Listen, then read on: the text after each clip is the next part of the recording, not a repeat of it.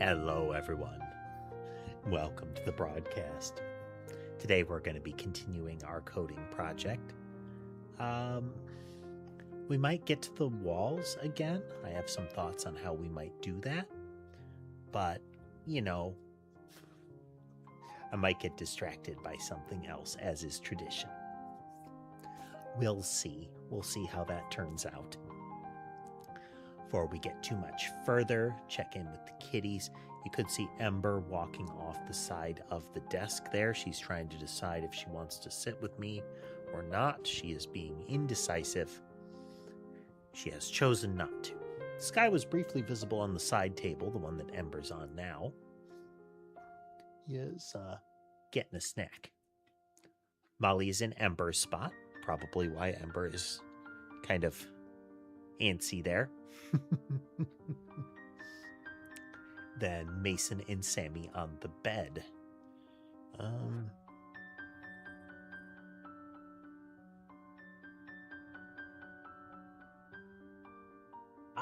There we go. Sherbet is in the cat carrier that I used to take them to the vet and whatnot. When it is not being used as a transport method, it is one of Sherbet's favorite beds. Occasionally Sky will go in there, but it is pretty much exclusively Sherbet. It's also it is kind of a, I don't really know ultimately.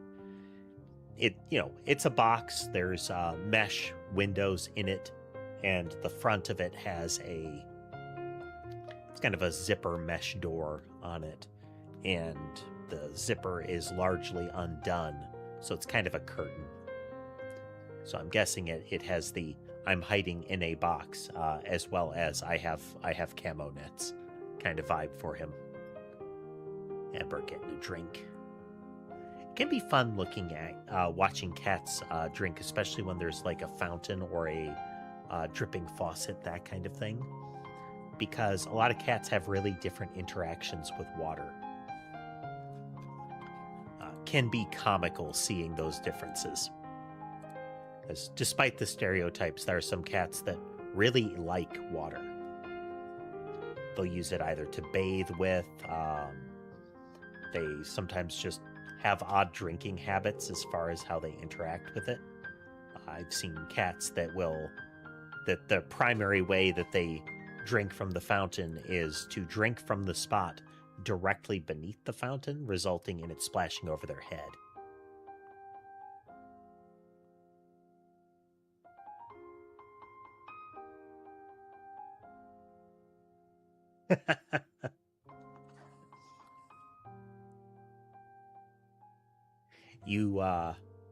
So the layout of this is altered slightly. Because of where the food camera is, and there are some variations of it. But if you're on widescreen view, which you are, for widescreen, if I look up, that's directly across from the camera. Where Molly is straight ahead of me, so up. To the right is next to my mouse, next to my right hand. Left and behind me is the upper left corner, where the cat tree is. Past that, still on the left, is where that bed is. Then behind that further is where the play area is. Extending further around, so it's not really behind me, it's kind of behind me and to the right is where the food is. That's directly beneath me. Then rotating further around from that food dish, kind of along that wall, we have the shelf one, which is primarily where you'll sometimes see Sammy.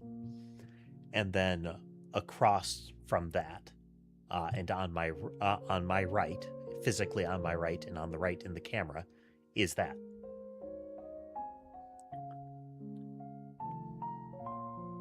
Rex, Jay, and anyone else on any of the other streams that is watching. Or myself, it hardly matters.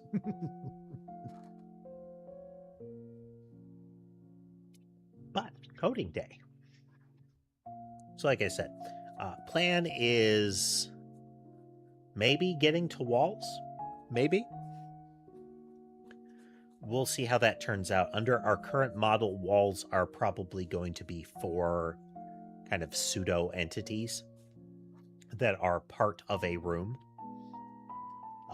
And their general behavior, well, minimum of 4, but their general behavior patterns will be, if I get collided with, I will shove an entity past a particular boundary.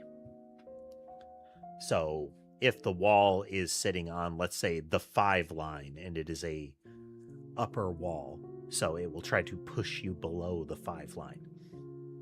How far it pushes and how we do the adjustment, that's math territory. Rax, we're making a game. We're working on a game. So that's our C# IDE. We're using Godot. We just have the current iteration of the player character and some of the weaponries, some of them. Kind of like a Bullet Heaven game. Kind of like a Bullet Heaven game. So let's see. One of my thoughts for today is to actually shift from this sort of static song and dance to being a dependency injection model. I'll have to pull up a reference to get it up and running, and I might need to download a package real quick for it. But the difference would be, instead of having this static where each of the services essentially declares itself, I go in one of these static slots when you instantiate it, and that we would retrieve it from the startup resource. So the pattern is get the startup resource, instantiate one of these, which causes it to come into existence, which causes it to load itself into services. We make this an auto load node in Godot. We pin it up there in the system, and we create that services object. We'll need to make sure that we can properly retrieve it, but that would let us do things like better control the instantiation of these and have a cleaner way to get them in code than we currently do.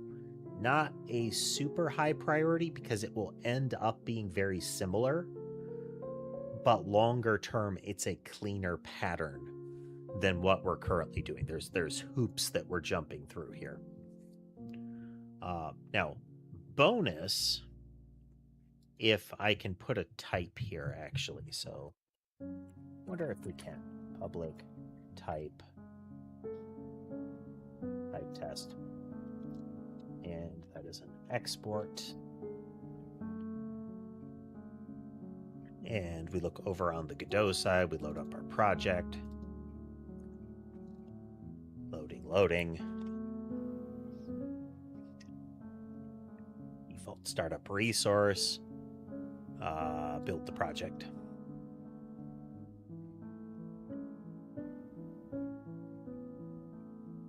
Doesn't like it. Okay. Had to check. That's okay.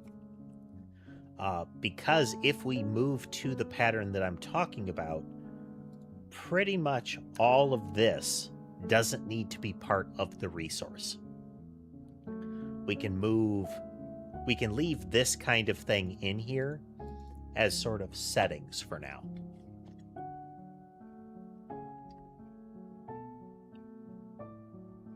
Because these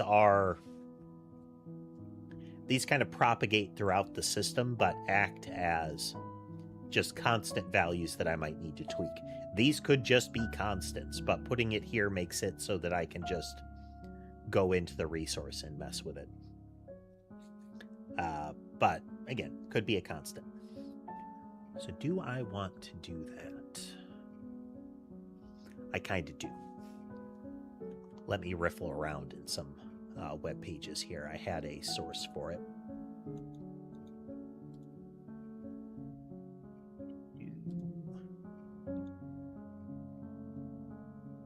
my desk in the middle of the room? It's technically in a corner. Like the left side is near the wall, and there's technically room to move around and mess with cables behind it. You have to be kind of careful, and there's a lot of surveillance poles around.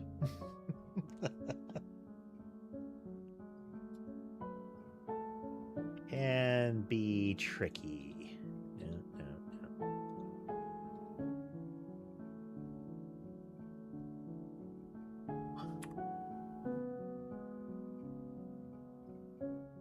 And insane injection.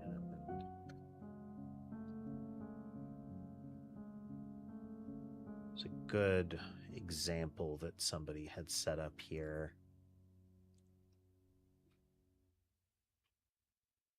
Set up as a singleton.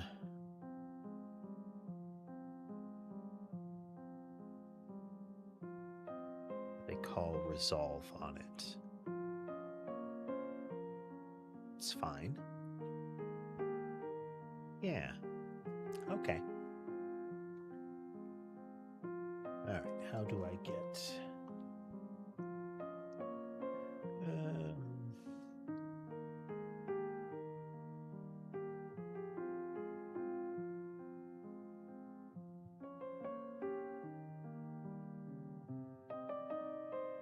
Might be built in at this point. There's always a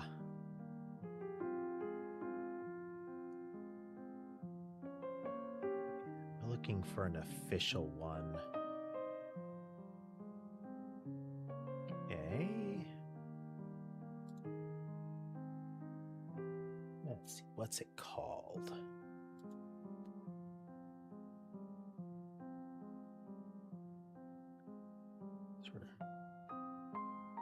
Because it used to be this.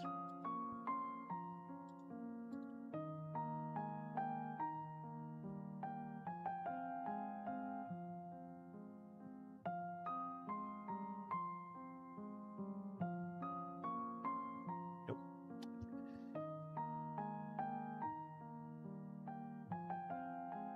Nope. All right, let's look for you again.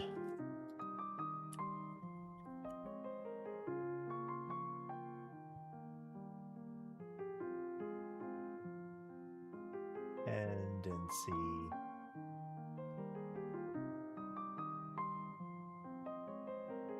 No.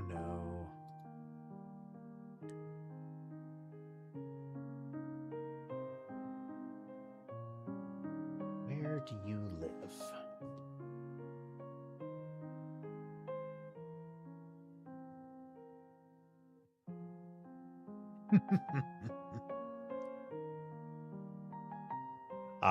Whether they will ever do that. Yeah, for a lot of these though, there's a reason that I control like my computer name and file names and the like. I am paranoid. Should have closed that.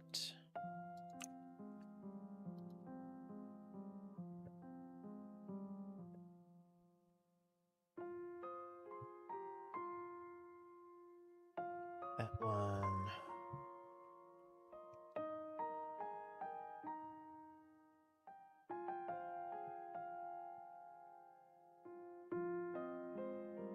At library.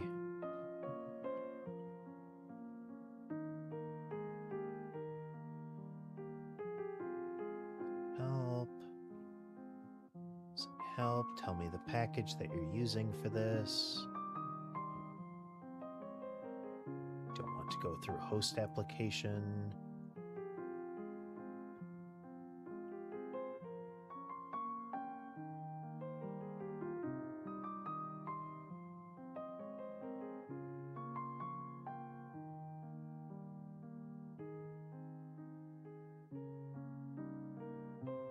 Let me see if I can use that. Sorry if you're staring at a blank screen. Here, look, cats.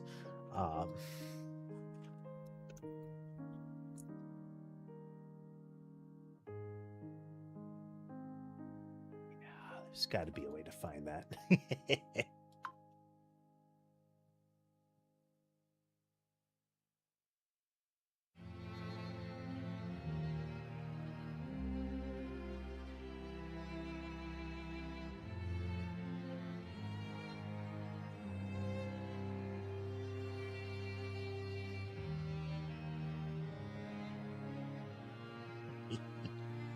This is truth. This is truth.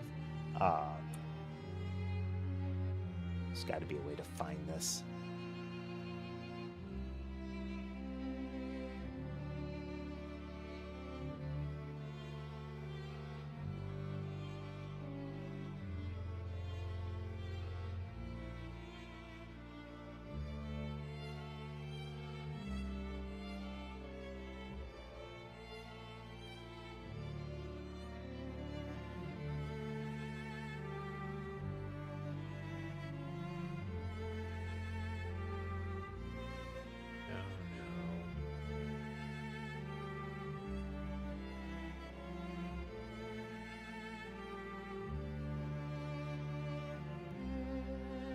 I'm looking through code packages here.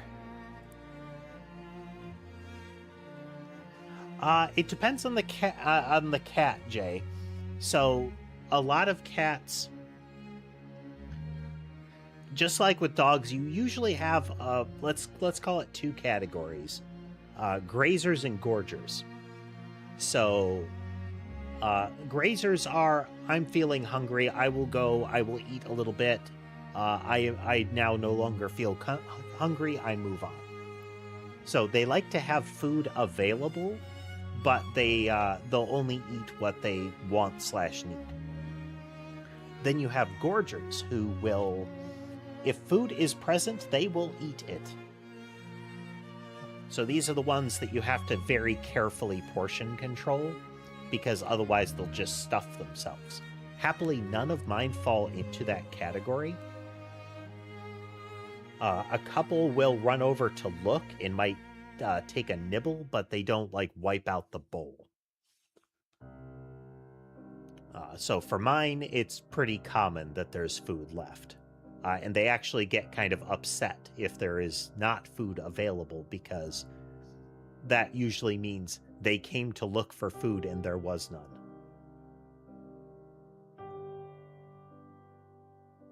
All right. Where are you hiding? Oh, no, I don't need that.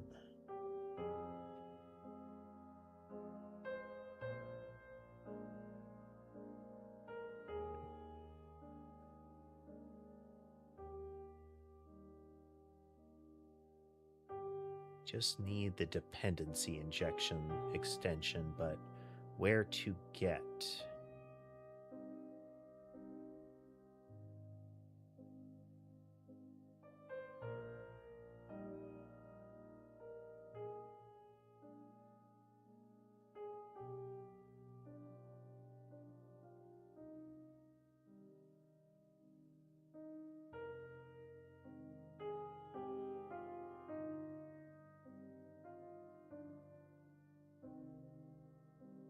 Be a particular window for that.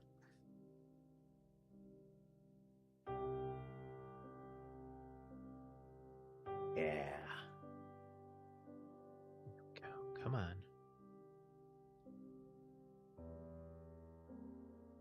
There you are. I was looking in the wrong package manager.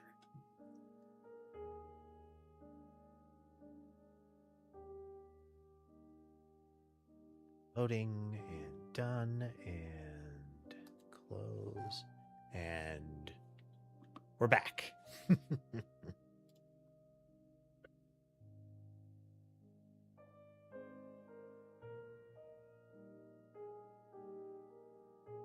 Yay! Oh, but not this one. Services.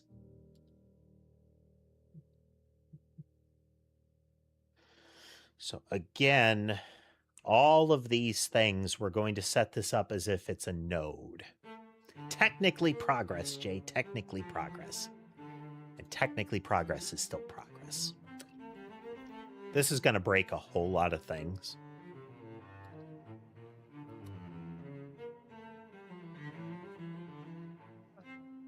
Using...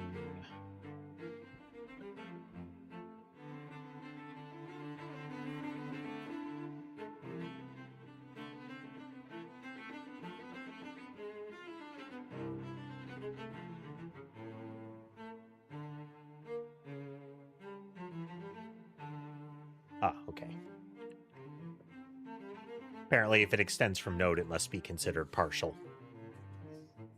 Neat.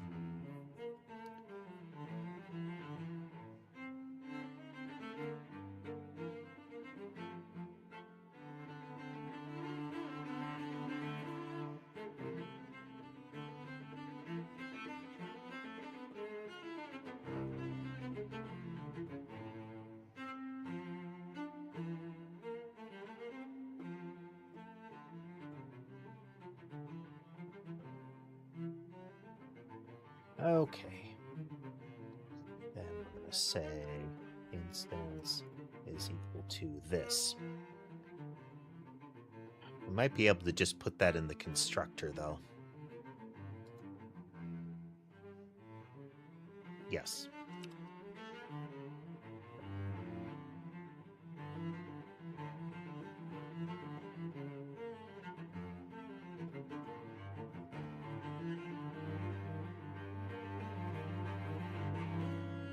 This is, as soon as one of these exists, it is the one.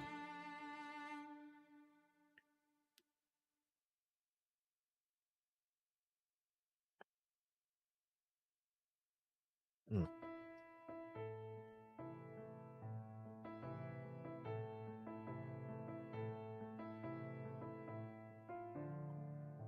You don't have to put brackets around that kind of thing, but I don't like implicit indentation like that, or flow control, because it's easy to accidentally break.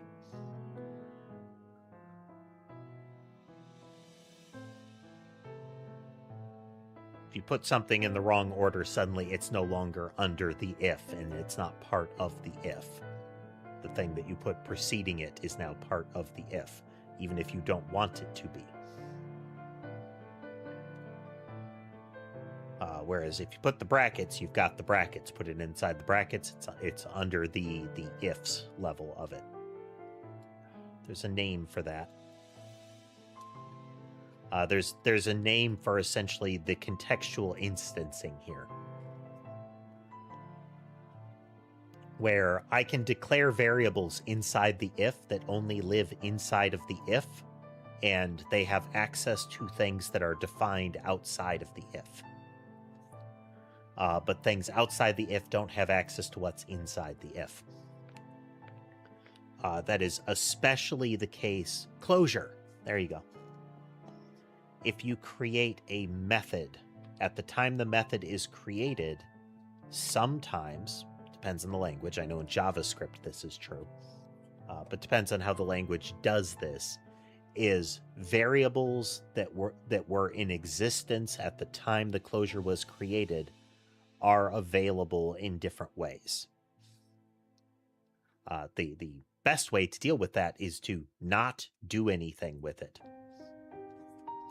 Do not assume that a variable exists outside of the immediate locals of the closure if you can avoid it.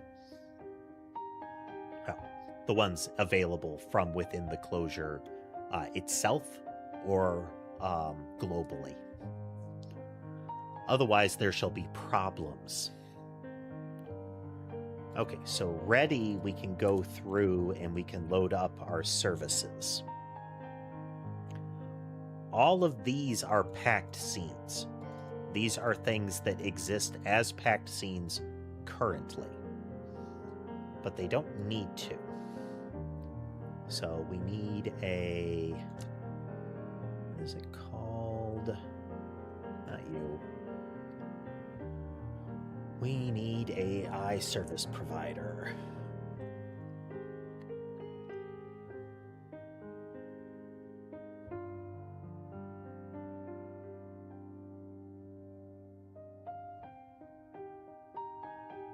So now in our ready, this is where we're going to be messing with this stuff.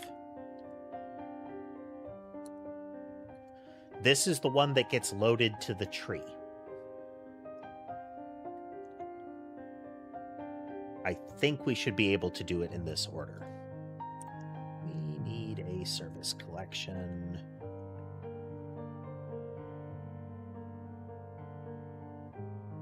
This is where my naming conventions are potentially a problem.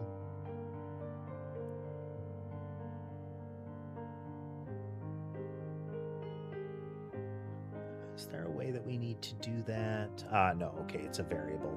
Is services.build service provider, and services is a service collection. This is okay syntax. This is perfectly fine. They are declaring it as a var.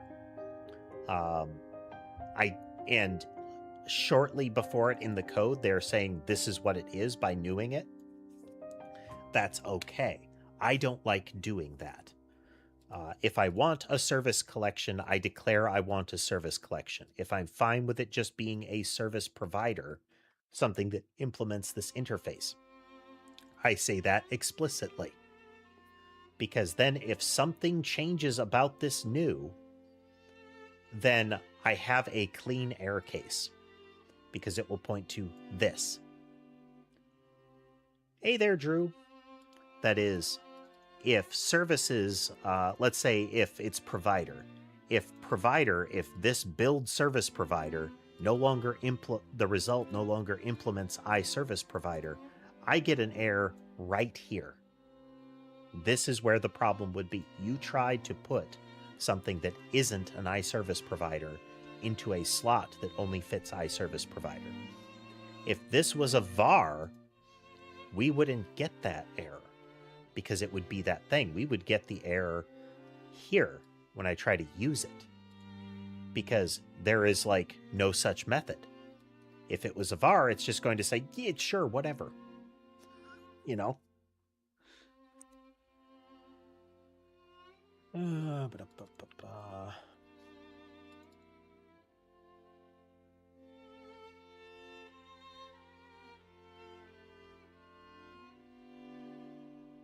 gonna call you service collection. Collection with an X. Extreme coding. Okay, so then it's going to be service collection. Add. And it will be all singletons. How was the ending of the game? It was pretty solid. We ran for the entirety of the thing. For a moment, I was concerned that they were going to try to pull off a, quote unquote happy conclusion for one of the characters, one or the other of the characters, and there's not really a good way that they could do that.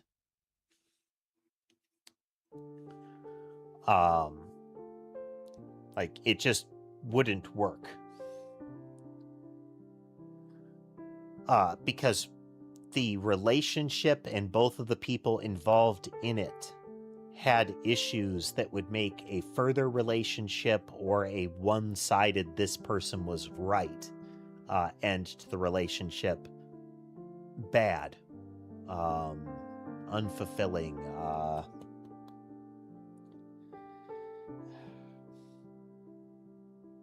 it would not be a good lesson at the end. It wouldn't be a good window into humanity if the writer had tried to take a side during that. Clearly, our POV character is Lena, and there is often people will assume that the POV character is in the right in a lot of these. But both of the characters had their issues that would have made we either get them back together or one of these people was ultimately right and the other one was wrong, and it's good that they are the one that rejected the other or something like that. Both of those not good, because a huge part of that was relationship dynamics and health, as well as coping. And the dynamic was not great by any stretch. The coping mechanisms were incompatible. So the actions that take place show you the issues that both of the people had in dealing with that grief, whether it was the grief of the other or their own grief, or their own way of handling difficult circumstances. You know, Sebastian was a hyper-dependent individual and had trouble coping, had trouble like functioning without somebody to cling to, and in particular, their core dependency was their mother in that regard. So losing their mother and then having a conflict related to that with their other, dependency relationship, having that conflict associated with that caused them to break down, and all of their coping mechanisms after that ended up being dangerous / unhealthy. You had somebody whose coping mechanism was effectively don't, the bottle it up type. And our primary view into the impact that had was not what it did to Lena in particular, but it was how she interacted with Sebastian's coping, which was to essentially say, suck it up and let's move on. Not in so many words, but that's how it ended up being. The come on, you need to get over this now. And he couldn't. There is a moment in that where a healthy disengage could have happened, even a positive disengage. But that was not done.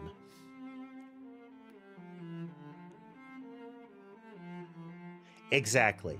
Not only so in a lesser sense, these are all of my memories and I keep them in this box and revisit them periodically is sort of benign, but it's on the, like, there's a shadow of how her system operates, and it is explicit in the black box, the box of things that she wants to forget, and she does so by destroying them. The good memories thing reveals the mechanism that she uses for that, and that these are things that are brought out for her to review, for her to revisit at the time. It does create a parallel with the whole self-diving thing. But the destruction of the bad memories is narratively, it follows then that when presented with his intense grief that he can't let go of, or even his anxieties immediately in that period, that it's just, yeah, you could just get rid of those anxieties. Just get rid of them. Shove them in this box. And that's just not how he functioned as an individual. He can't. He clings hard. Okay, should be an add singleton. And it's when we need a particular type. So one of the things that we're going to have to do as we move forward in this is that we change these from being a collision manager, because this never exists by itself. Is that this becomes an interface that other things implement. So a collision manager, we won't need scale here. We're going to leave it in for now, but we won't need scale because that will live somewhere else.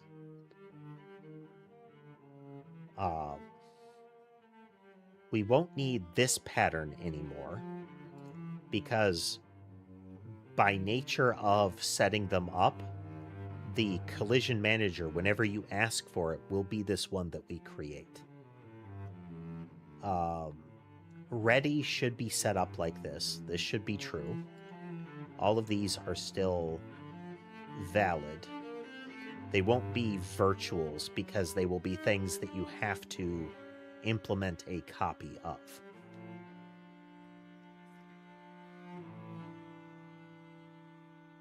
I don't know if we'll have to do it that way, but so we would start implementing this because what we're going to say is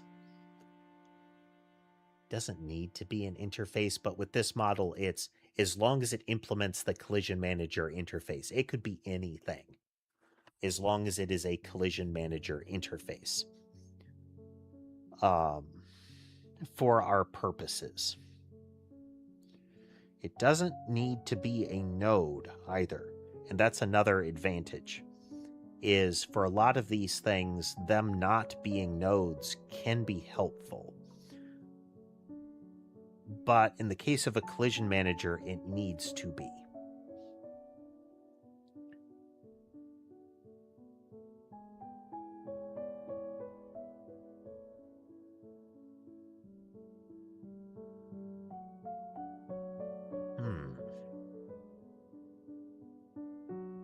Reading. Let's see. Is it Ame Atheina? Hey there, Ame. Here, let's just remember that we're doing this instead. A node is a Godot thing. A node is part of the tree. And I kind of want to avoid invoking any part of the tree for my services wherever possible. Because again, most of them don't need to be.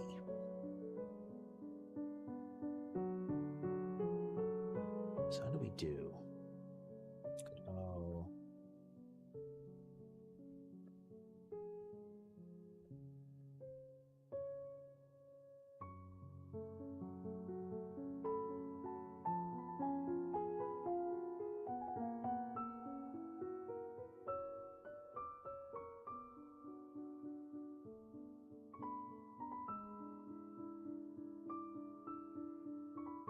I think in the cases like that, it needs to be a particular object and not an interface in this case.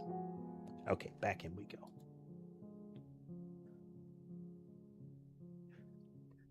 Let's see, how many cats can we see right now? 5, okay. And yeah, Sherbet is still in the carrier.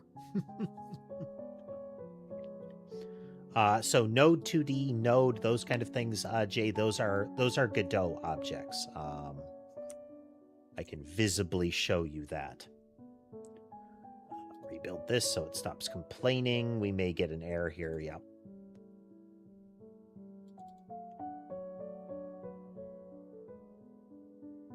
Interesting.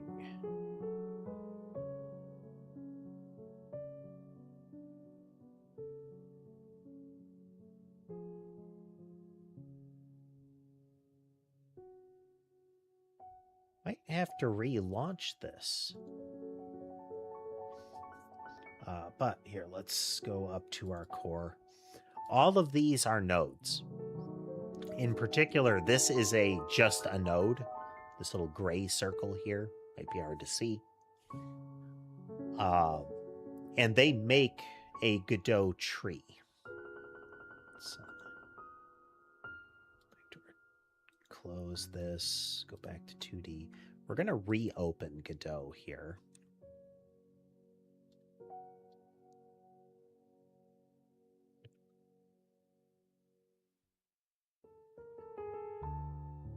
Our selection of Godot is largely arbitrary, Ame.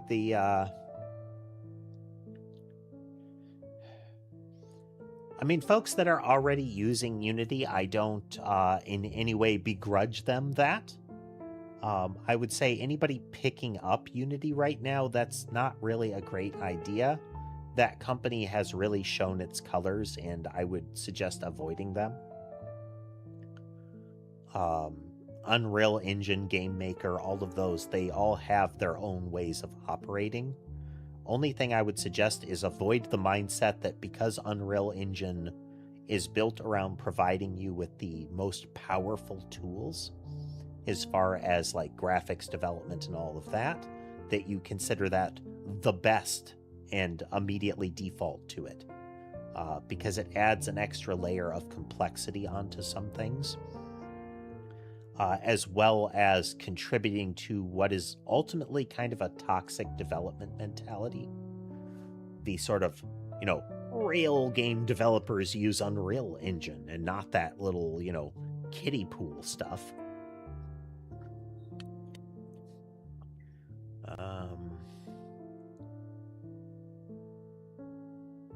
Yeah, okay. When it was loaded, it didn't have the package installed, so it didn't know how to use it. This is going to break. This will totally break if I do that.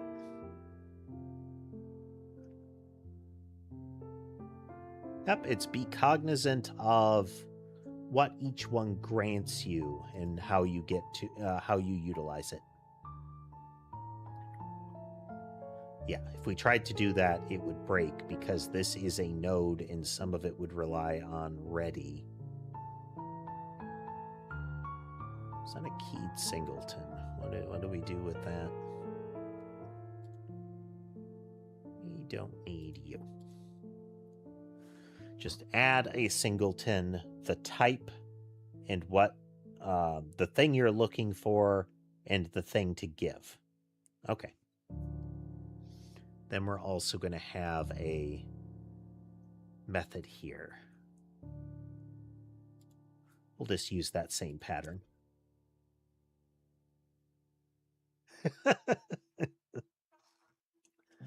It's kind of a tired reference, but I feel like it's still a very powerful lesson for people to learn as far as development. Is, to my understanding, and I think it's this one, is Undertale was written in, I believe, Game Maker by somebody who was very much not familiar with programming when they set out to do it. Like, the code for Undertale is notoriously bad. But it's still a game. It is still a finished game, and it is still a wildly popular and beloved game.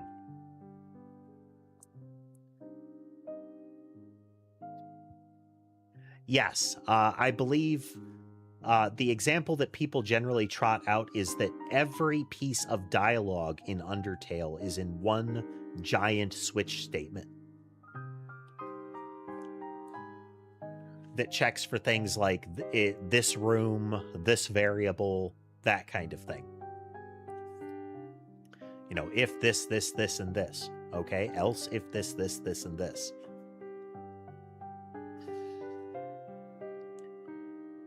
So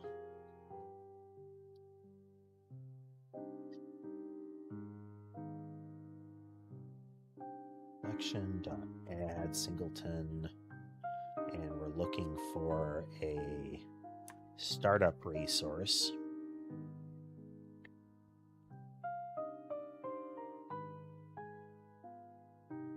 It needs to be service is a class. No. We'll just do comma, open parens, startup resource.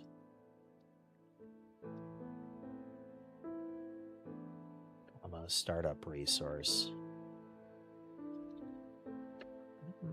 Is it explicitly a new one?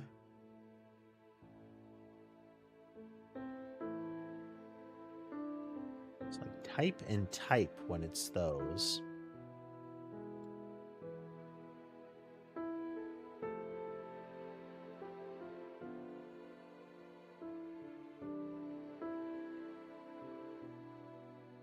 That. I mean, at least on the musician side and like delivery of emotion in scenes, I would kind of put Toby Fox in kind of genius dev territory. Like, Not really. Genius is kind of a loaded term, but excellent developer territory.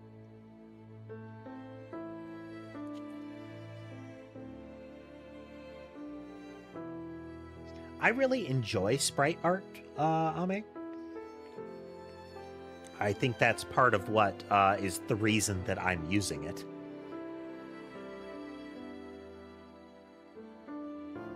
Service implementation. Okay, so we should be able to do startup resource, comma, startup resource.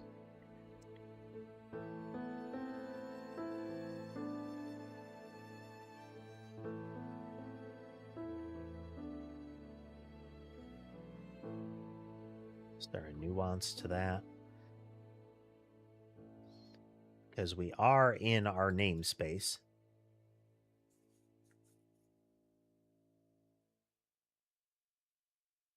It's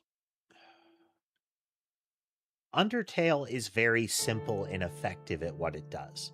This is not some sort of like massively intellectually deep exercise, but Undertale has a message and some nuanced concepts to it that it does very, very well. The characters are fun, the interactions are a ton of fun, and the meta elements of the game are really cool. You add to that excellent music and some good art, and you're set. Why can I not do it that way?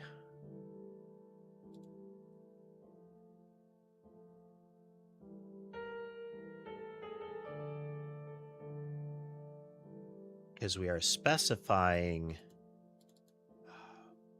Does it have to be an interface is the thing. Is it like expressly an interface that it must be?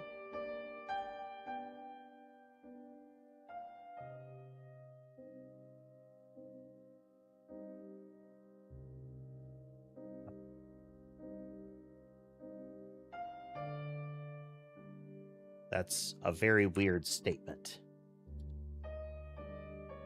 Oh. Do. Copy. Paste. No, there is no explicit conversion from a resource to a resource. General vibe. Let me see if this is still working.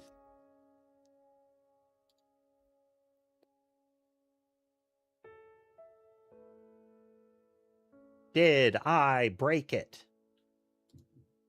Still working. Okay. General gameplay elements, think like Vampire Survivors. So you have a series of weapons, they auto-fire, enemies converge, you want them to go away. Still some collision nuance that I don't like. The collision box of the mouse is actually further back than you would think, and smaller. I need to adjust that. But there are going to be a couple of elements. I'm looking at a sort of brawler combat flow. So this scene, this room, that kind of thing, has these enemy spawn points in it, whether they appear immediately or maybe after X seconds, maybe after this spawn point goes away, another one activates, that kind of stuff. So you go kind of room to room, whether they be, outside on the street is a room, or in the forest, or inside a department store. Upgrade-wise, you get basic weapons, but instead of your Vampire Survivors style level them up, we're going more for things like Noida, Magicraft, Bioprototype, where you get upgrades for the weapons. So instead of one at a time, now it fires 1, 2, 3, 1, 2, 3. In the background, it's not actually. It's there's a little bit of smoke and mirrors happening during that process.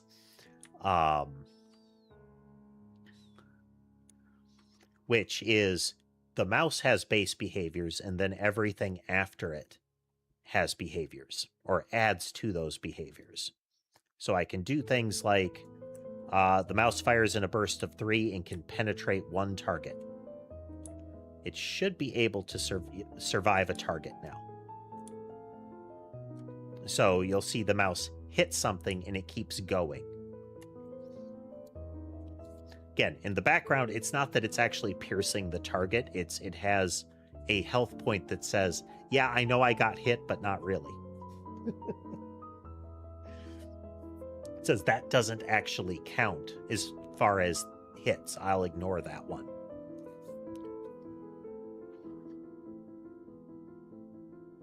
But that's where we're working on this. If you notice that the stream titles have numbers at the end of them, that is essentially the stream number in which I have been working on this. We don't work extensively on it.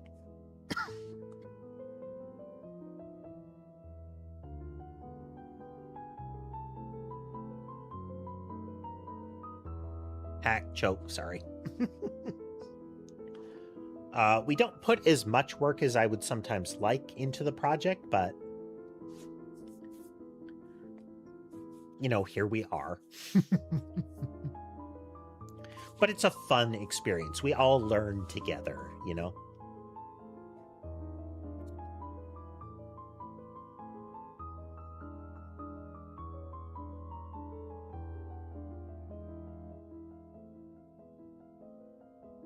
This is not really how we want it to be.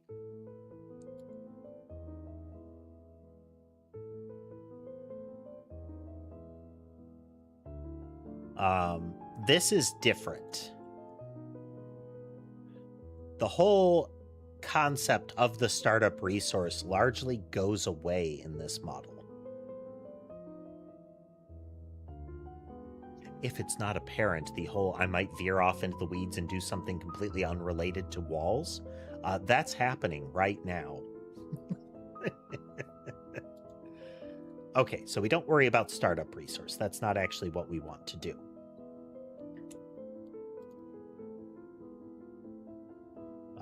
But we're going to keep that there just as kind of like a template for the moment. So let's say I want a catalog. This is where we get into the territory that I want to start changing the naming here. So this is not... This need not be a node at this point, because it does nothing with node. Do I consistently stream, or is there a schedule?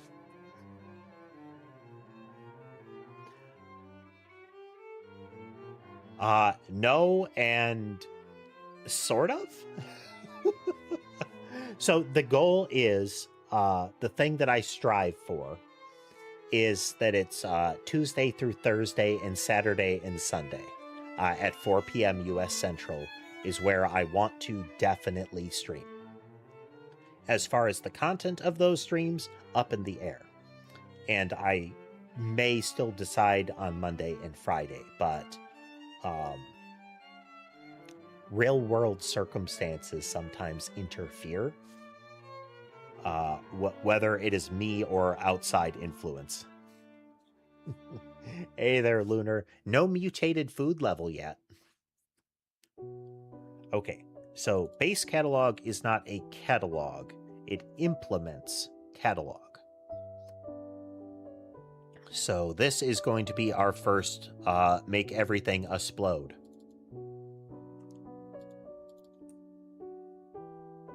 So this is an I catalog. And instead of it being an abstract partial class, it is an interface. And it does not extend node. And it need not have this. Okay, as of right now, everything is super broken.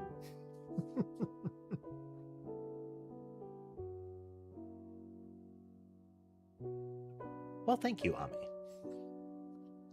Okay, so to facilitate that, I do, streams on Twitch. I don't put the schedule on Twitch because it is fiddly.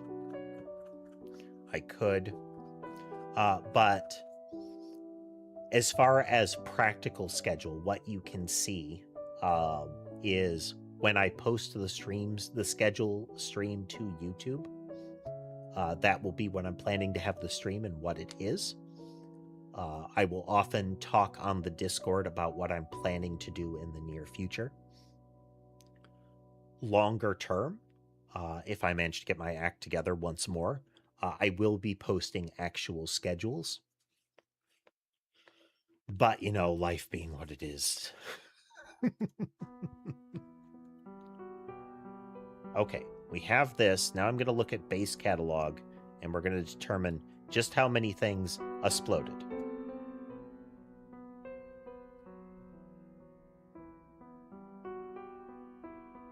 Base catalog. This implements iCatalog.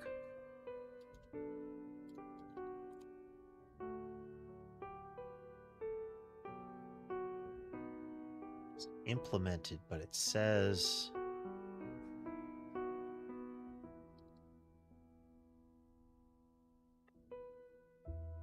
Yeah. Okay. This is just a direct implementation, so it is no longer an override.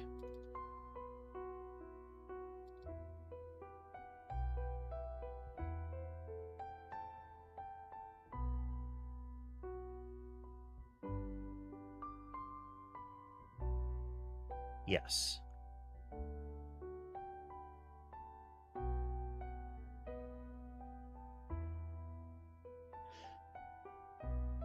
Okay, so this is one of those "a subtle thing happened" markers.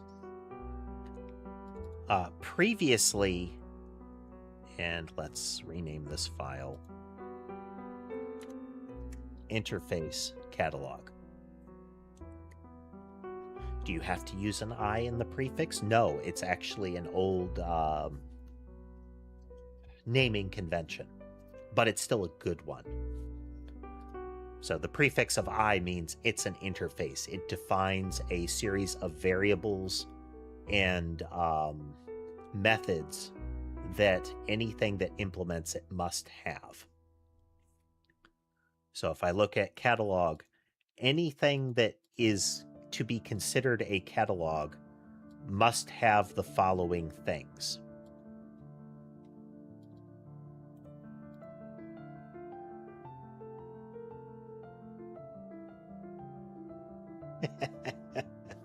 All right, Jay, thanks for joining us. Build, we see what we broke. Another reason that I want to incorporate this interface pattern and the dependency injection pattern is it becomes a lot easier to set up integration and unit tests and all of the kind of shades in between. Actual atomic unit tests can be a bit of a hassle to create, period. Are there ways to do it? Absolutely. There are markers for making interfaces that have private or protected values be exposed during tests. But even doing that, though, that can be dangerous because it creates an explicit it means the test assumes how things work on the inside, not their results. Because the test should care about the in and the out, and the consequences of the in and the out, not what happens in between those things. Anyhow, so now when we go into our services, and we're going to close everything but services at the moment. Should be able to close other, there we go. Now we go into services, which is nearby. So just services, types of services. I define that up here. I define that up here. Boy, that's intuitive. Hello, Molly. Are you done toasting? Yes, hello. Yeah. You are over toasted, aren't you? Several of the cat cameras, you can see that there is like a little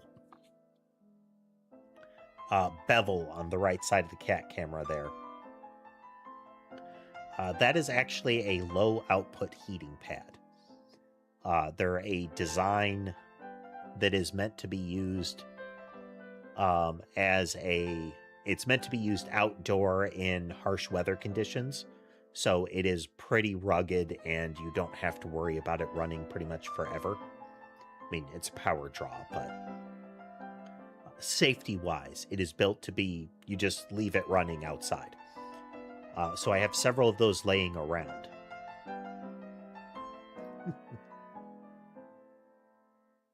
We do see a Twitch ad break has begun. So now with catalog here, whenever I ask for an iCatalog, I'm going to give it a base catalog. And in base catalog,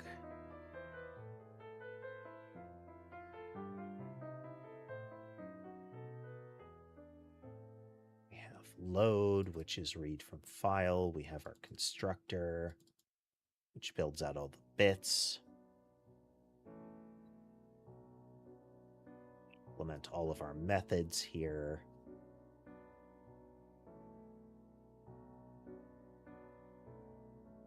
That should be correct.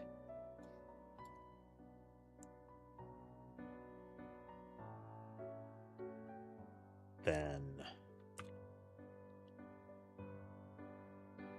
we are going to very explicitly nuke some of these things.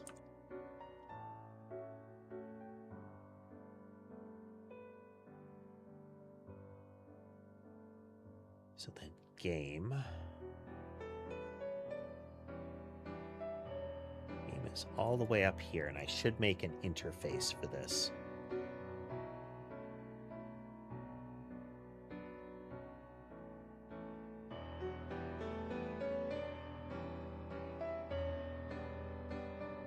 Able to get those dealt with.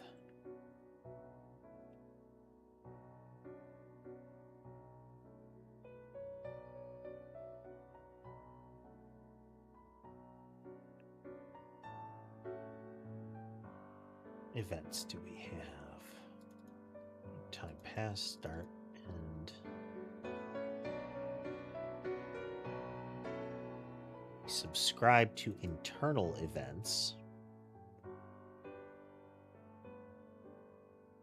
Is there anything that is absolutely necessary for it?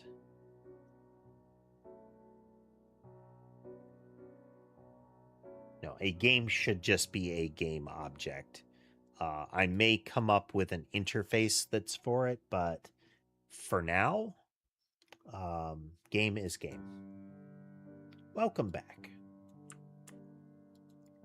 I do try to have those on the hour. I ask for a game. Give me game. Give me the ability to type properly. In my defense, I'm typing properly around a chubby cat.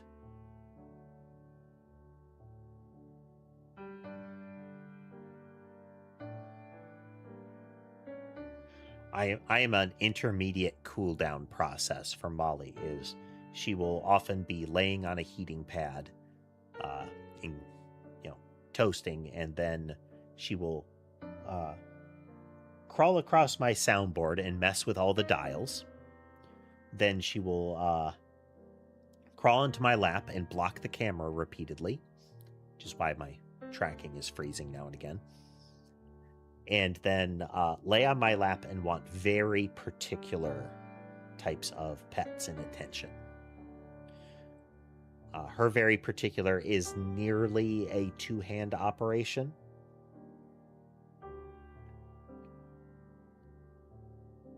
But she is a infrequent cat. The added trickiness with Molly is that she is an electrostatic discharge generator. One stroke of her fur, and it will generate enough static for some of it to stand on end and to potentially draw an arc when you touch electronics. So I have to remember to periodically ground myself when interacting with Molly.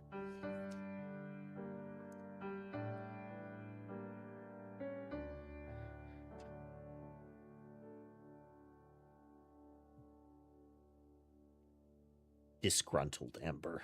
Yeah. So if we ask for a game, we're going to get game. Then we remove game.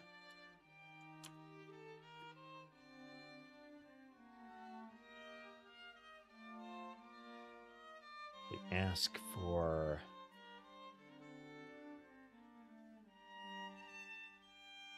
I will have to come up with some very particular patterns. Random is one of them. And I might be able to do a little bit of song and dance with this. I want a unified random.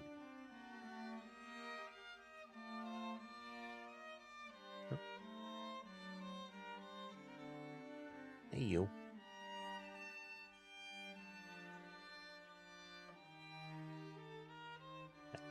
So there's Sherbet passing through, carefully crossing over Ember, and arriving at keyboard.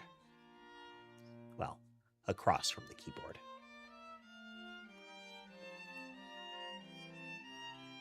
There's Sherbet. He is one of the tan and white boys. Okay, now we need Entity Manager. And we go down to Entity Manager, and we give it the same treatment as... Oh, actually...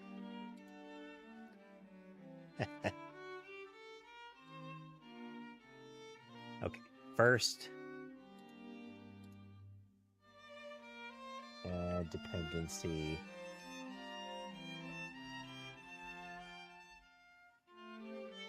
Add that. Then we go into services. Oof.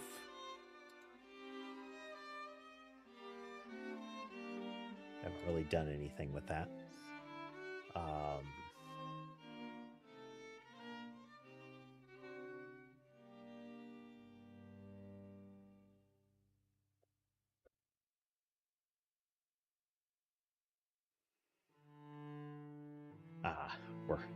We're doing some source control here. I am proceeding through the entirety of the China shop with a ball peen hammer right now. So I expect all of the things to be breaking in sequence here. Where is our entity manager? Here we go. You are an interface entity manager.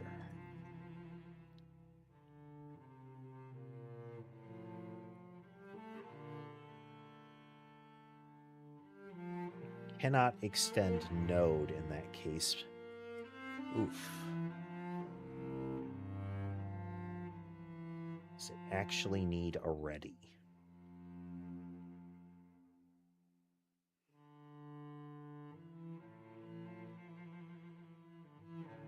These are implementations.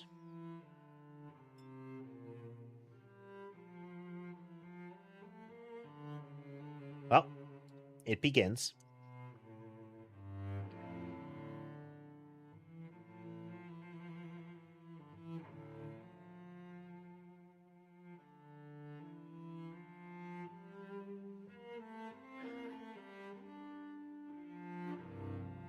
don't need that.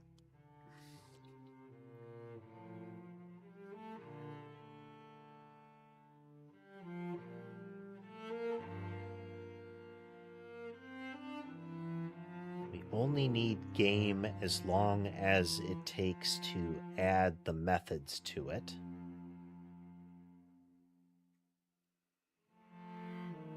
So we have, oof.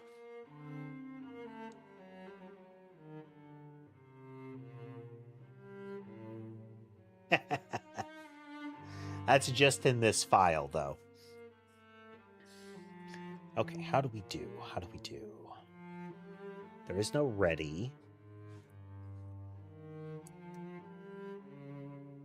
Because we can't really do this.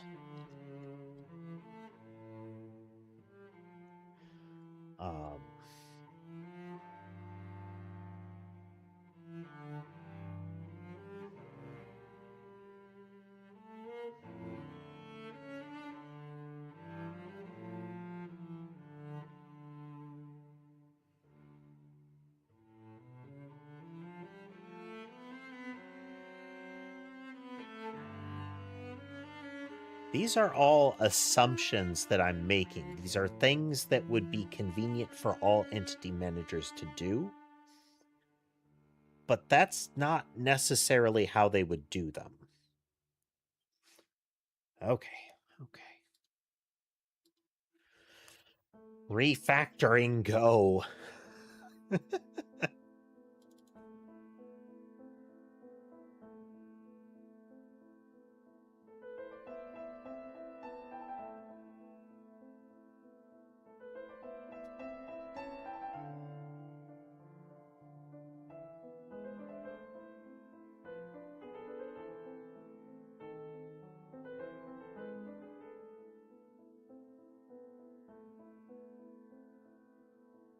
Changes to that kind of thing. Yep.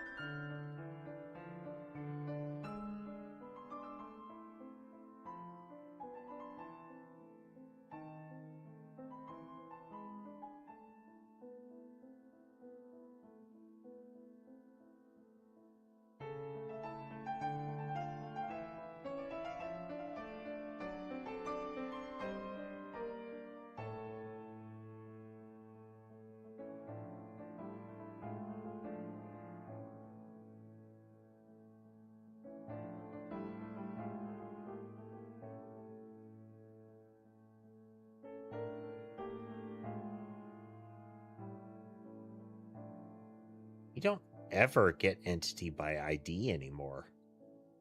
We have very firmly moved away from that pattern. That is definitely a cleanup vector there.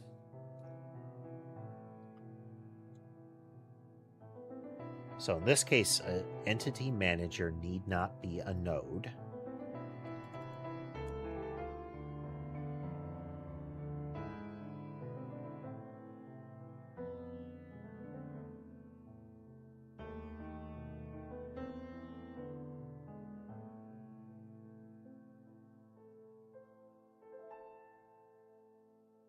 These are specific to the implementation.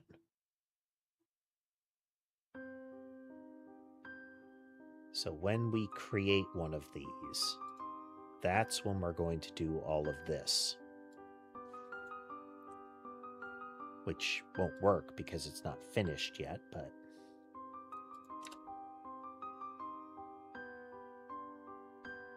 So this is services, game is equal to services. We need a method for that.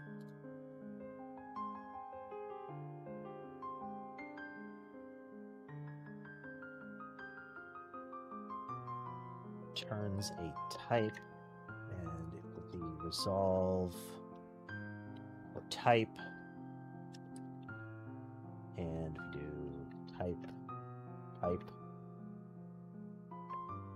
where not null. This is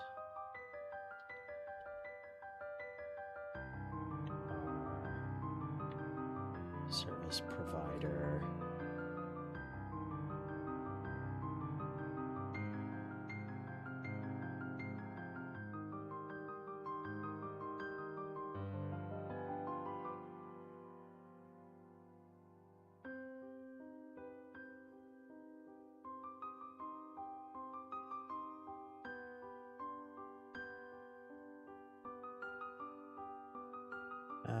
It doesn't help that that is static.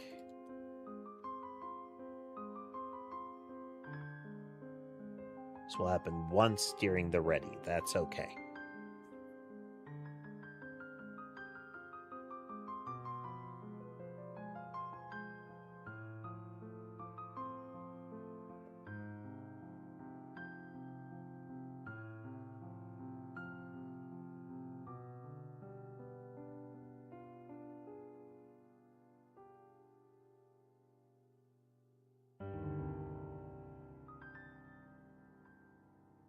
Okay, so this lets us say I want one of these.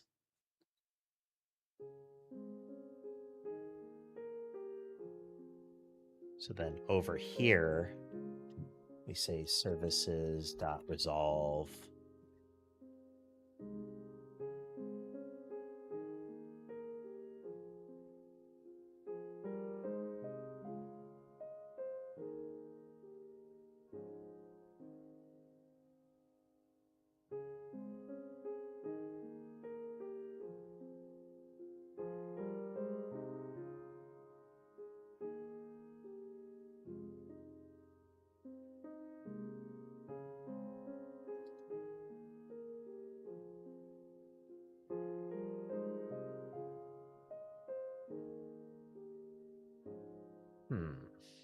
We could just use static methods because it is very static.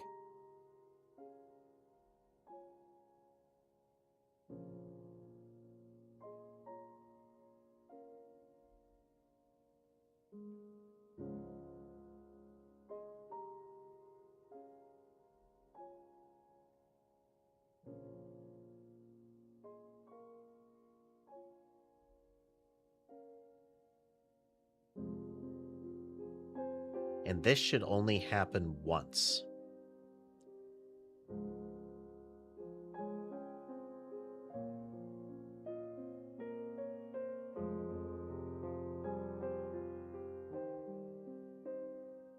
So this is a static. I don't need this.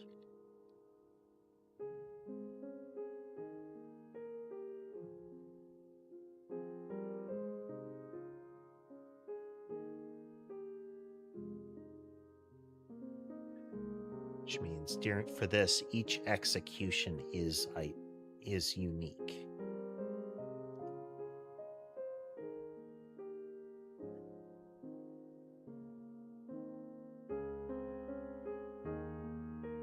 Yeah.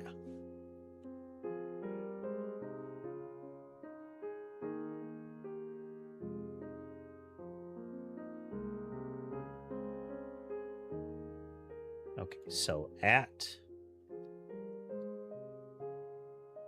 construction, we are building all of these things. This needs to be a node because it needs to be auto-loaded for us to do this correctly. In theory, it doesn't actually need to be a node because as soon as I try, so this is going to be a static. As soon as I try to invoke this, we are going to get this, which will cause everything else to happen.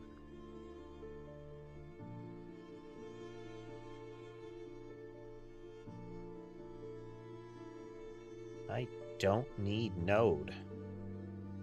Welcome back. I don't need node because everything is static.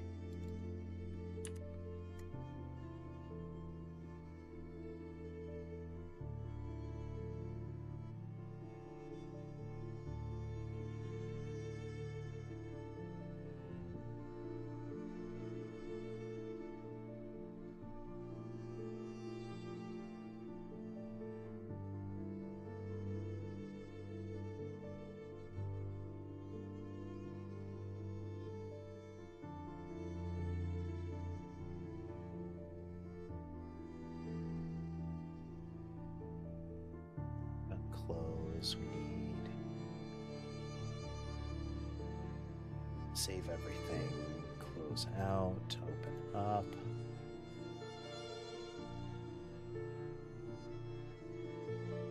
That is a common thing, it often, it's generally called introverted, but introvert, extrovert are very broad categories that get oversimplified, but, the idea is there.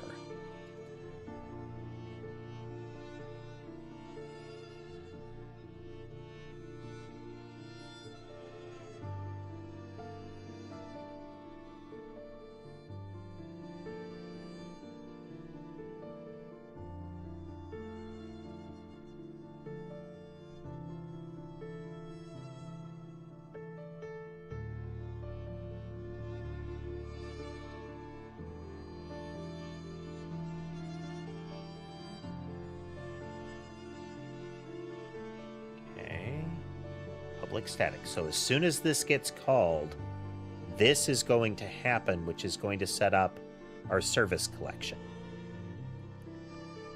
where we will try to get the thing we need. Okay.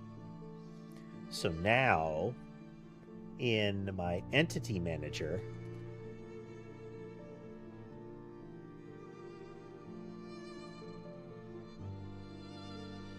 yes, it's, for lack of a better way to put it, introvert and extrovert are parts of a spectrum.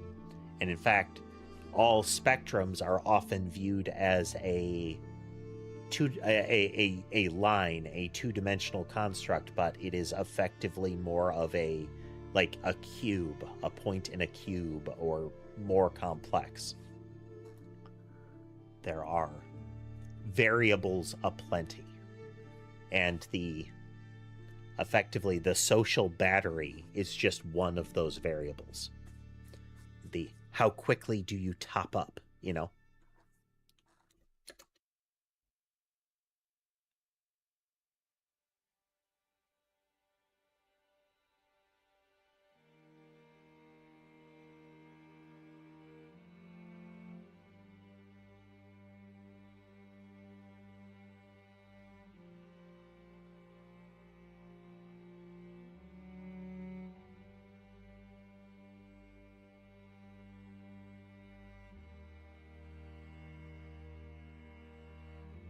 In theory, we should actually just be able to do this.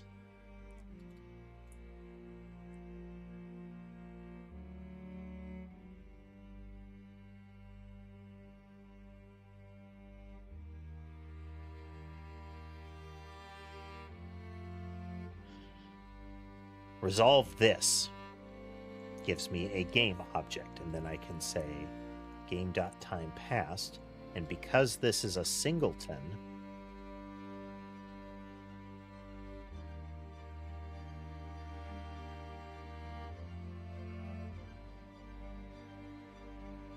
this is an entity manager, so these are not overrides, because the start step, end step stuff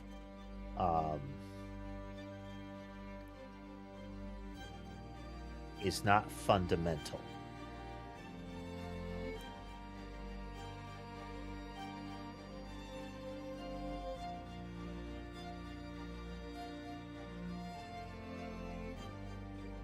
So if we go into Entity Manager,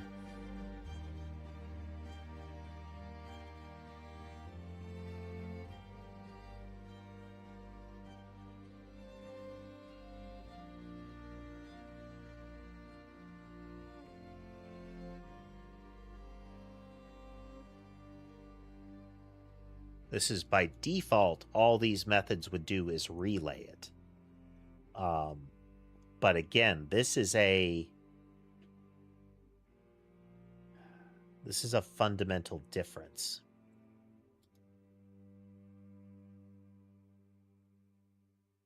So we're looking for our game functions here.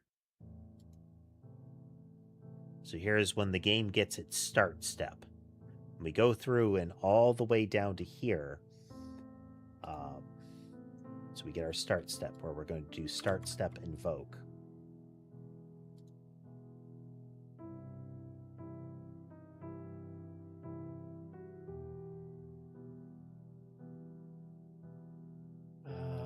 Entity manager has an event called start step.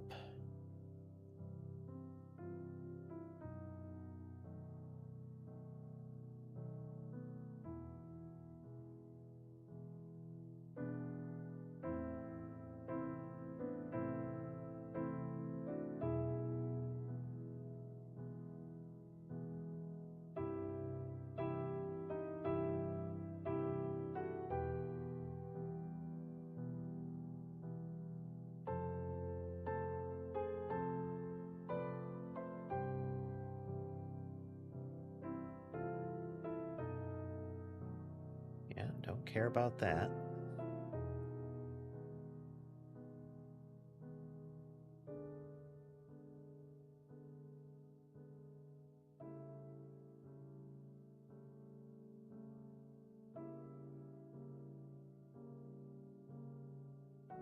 Oh, okay.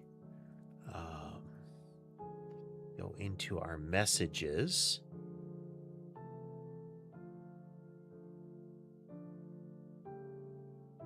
So we're going to look at I emits start step. It has a start step event called start step. So if it emits start step, it has a start step message. Okay, noteworthy. So I can just say nope. Same with these. It has its own entity added.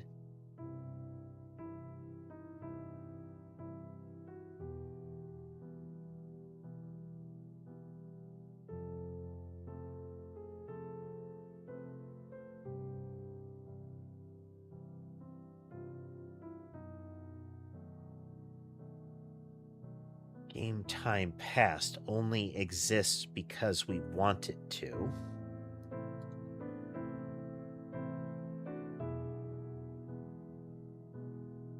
Which means it's part of base manager here. We're going to put it after start step just to keep the assumed flow here.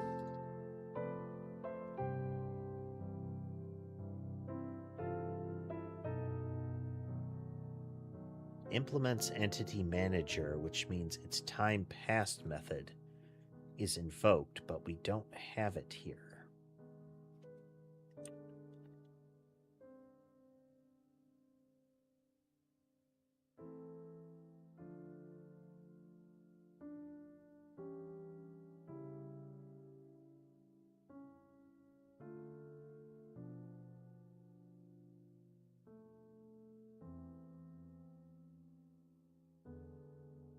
So, okay, we need these because they're part of the interface.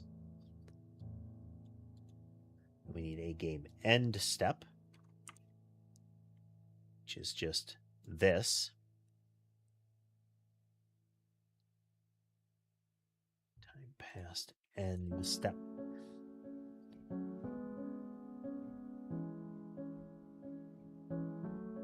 Okay, so start, time passes, end step.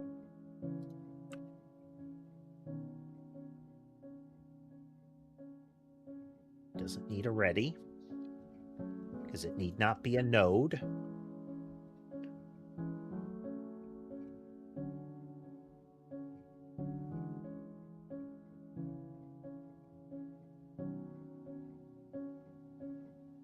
So raise entity added.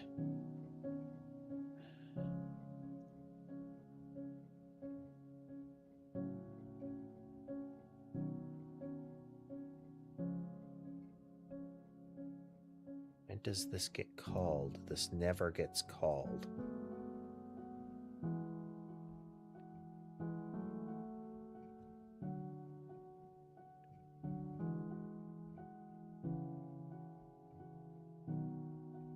It's protected as well.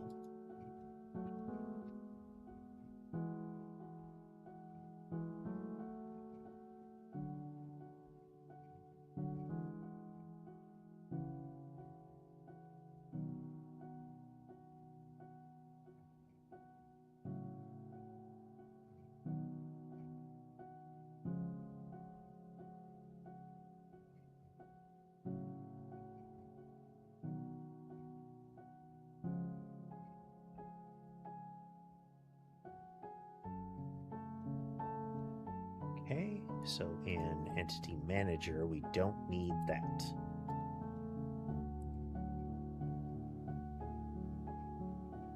Okay, so we now move my foot around, and Molly likes to be right below my feet under the chair. So occasionally I have to kind of roll her out of the way with my feet before I move the chair. But additionally, if I shuffle my feet, sometimes she gets poked.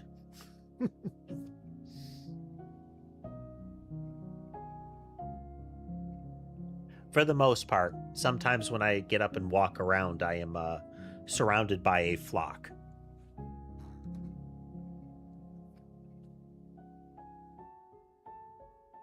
Nexus of the colony, you know?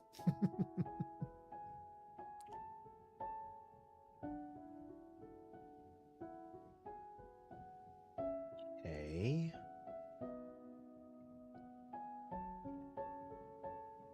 So then in our services, we say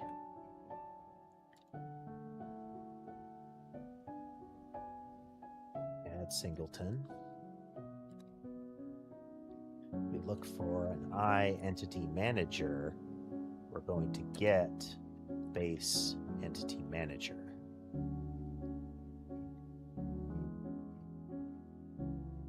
Doing this allows us to create kind of a testing version of this.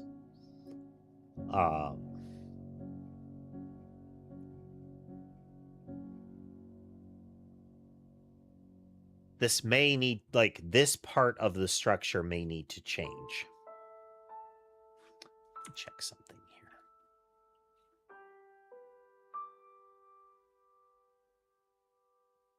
here.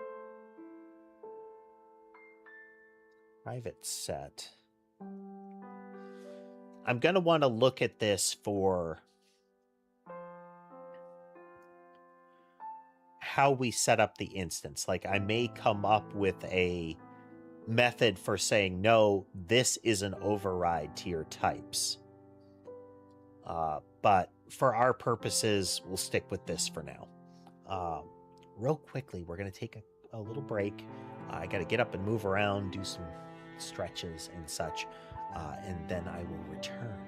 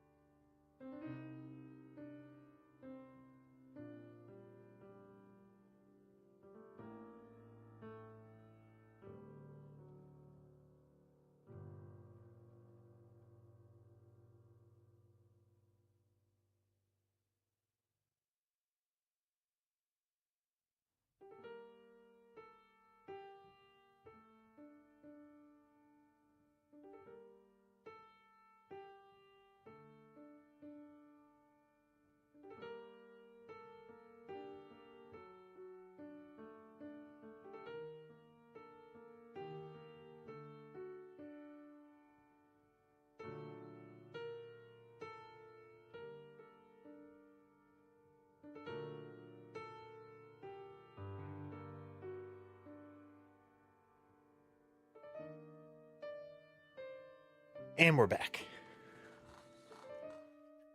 Get beverage. Discharge static.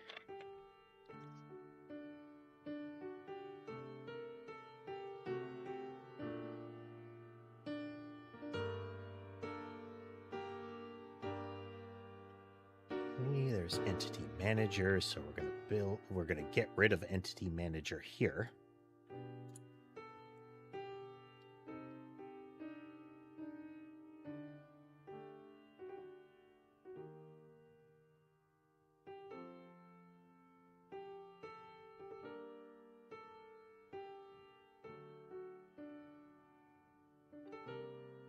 So catalog is equal to services.resolve.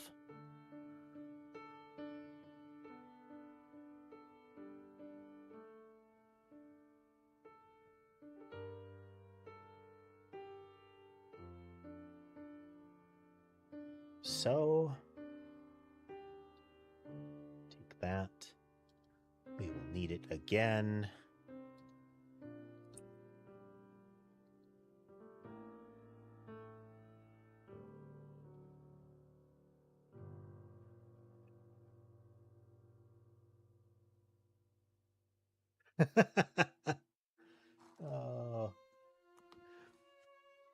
That is not that is something I've seen. One of the things that I really enjoy in doing this is hearing that other people see some of this and say, you know what, I can do that kind of thing too, and start their own projects. Doesn't matter if it ultimately doesn't go anywhere or how fast you move. The whole stream is a mutual learning experience. Again, we all learn together.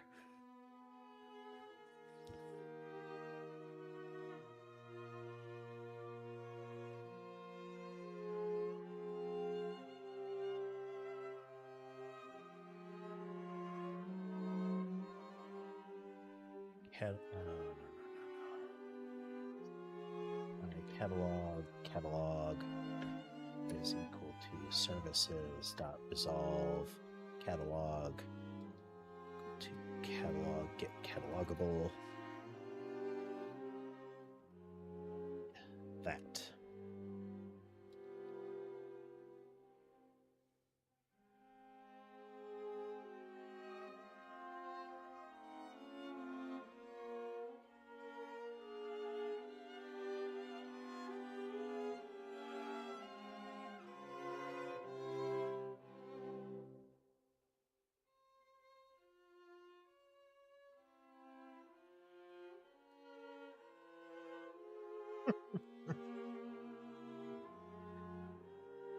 It's creative expression, you know?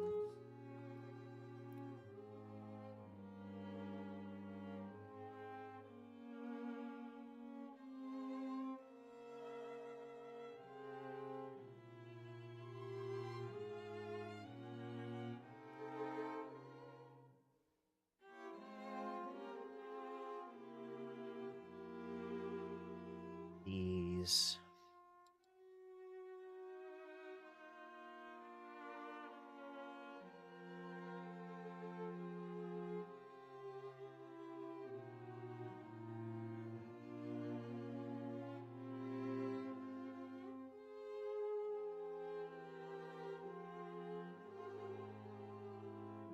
It's a good theme.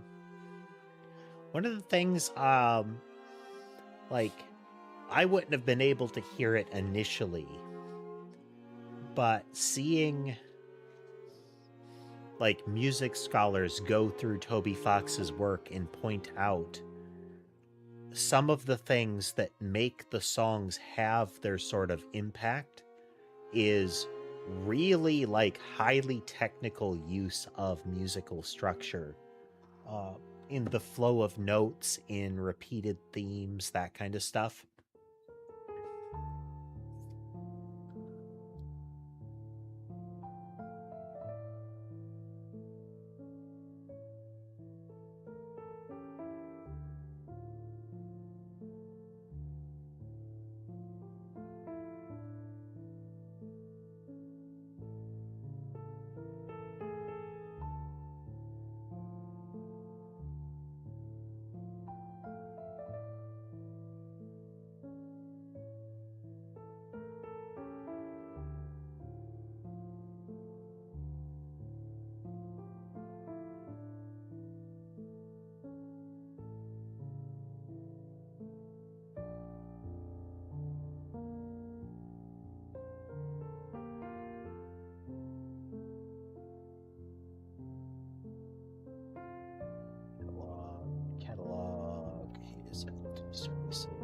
resolve catalogable catalog. Oh, no. Entity manager is equal to resolve entity manager resolve.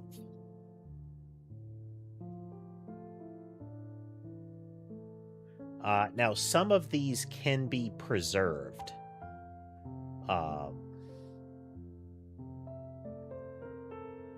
Where during our construction we can do it.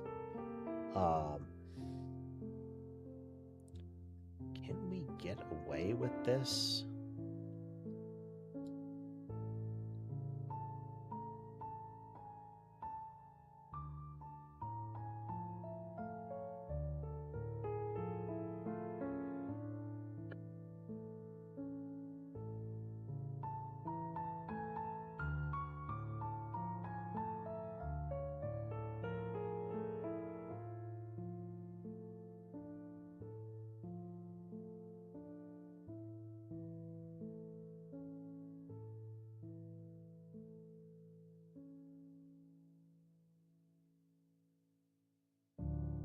This can only happen once.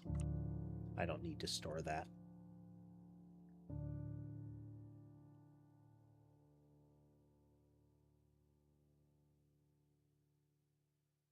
There. But this is a good thought, or at least a good thing to consider, is how often am I doing this? If I'm repeatedly doing it, then I should probably store it off and save effort.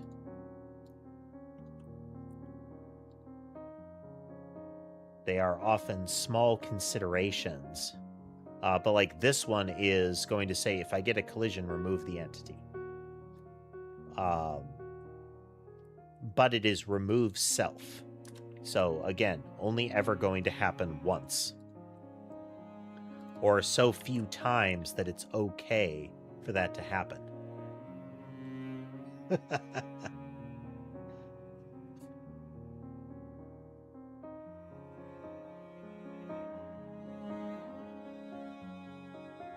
Terraria is fun to revisit now and again.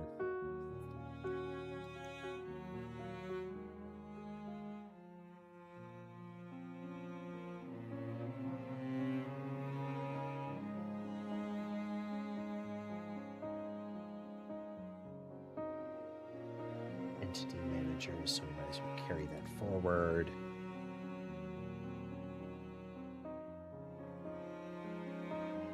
So this is kill target, which we don't really use. The farthest I've gotten in vanilla Terraria is Moonlord, and I haven't committed the time and whatnot to defeat Moonlord. The most recent times I've replayed it has been like super heavily modded. Completely different experience at that point.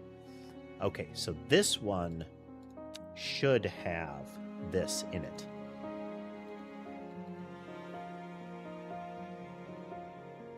Because it can repeatedly do this.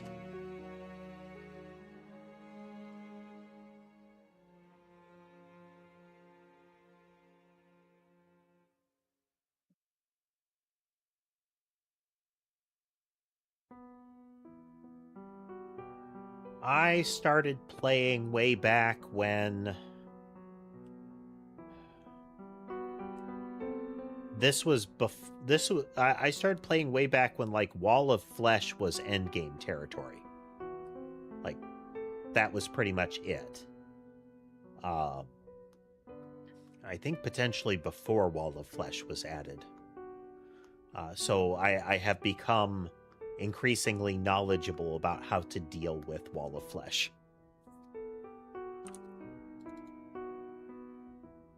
Okay, let's see. In a remove heart message. Again, this can happen repeatedly, this part, since it's especially in a for each. So, it'd be a better way to go about this part, but such is life.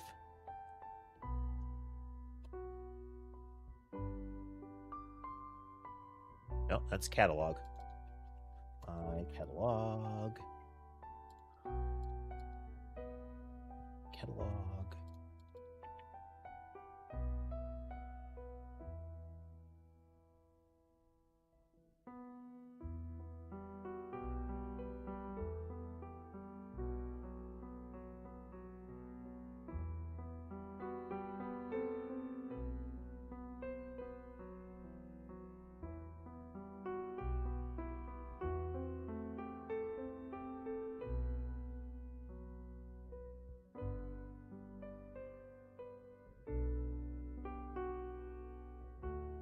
Okay.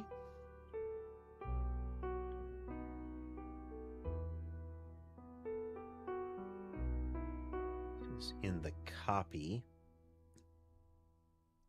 So at the moment, we only need to do this once.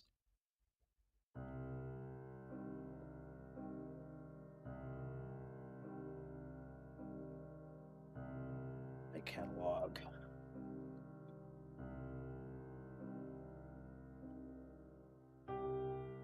Nice. Getting there.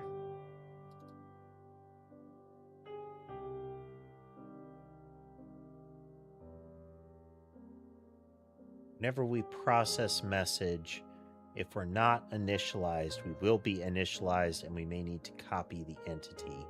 But we're going to use it into Entity Manager in numerous other scenarios.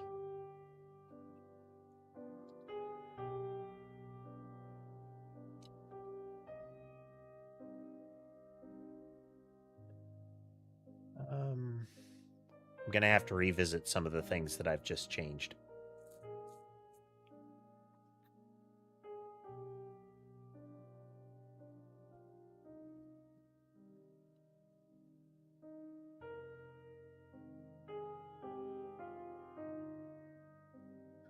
Entity Manager.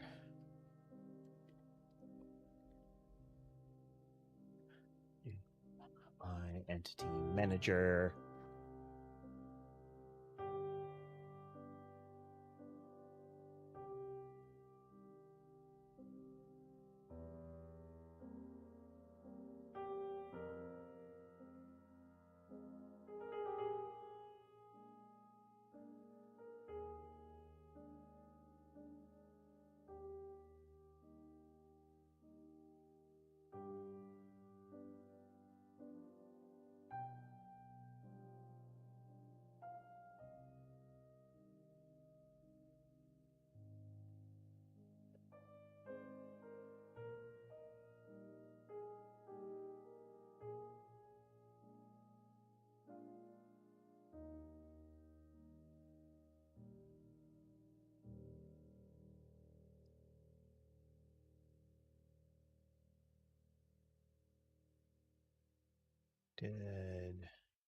We're looking for the ones where I'm declaring it as a member level variable.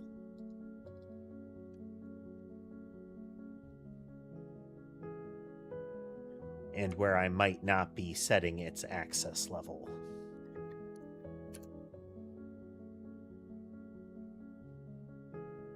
Okay, good. Catalog, Entity Manager, and it is in process message pretty high up, so.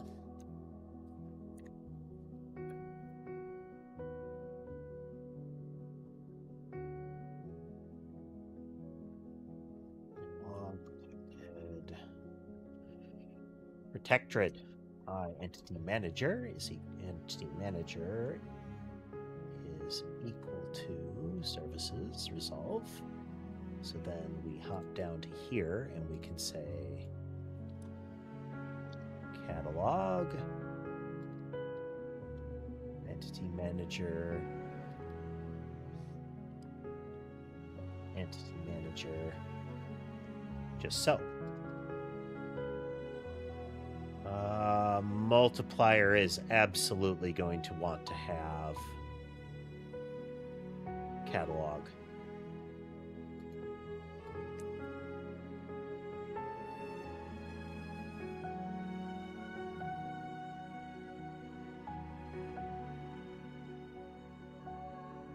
cat. Catalog.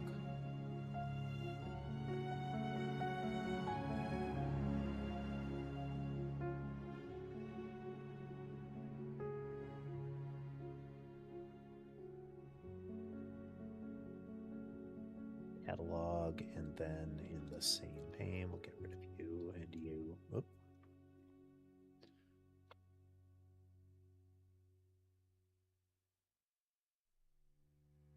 Same thing, so protected entity manager. Entity manager is equal to services dot resolve entity manager. Then in entity manager, we can do this.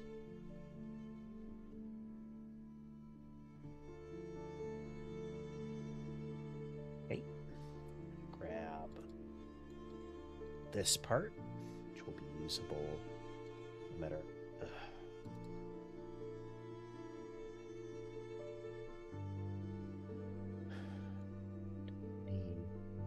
That game is a node. So do that.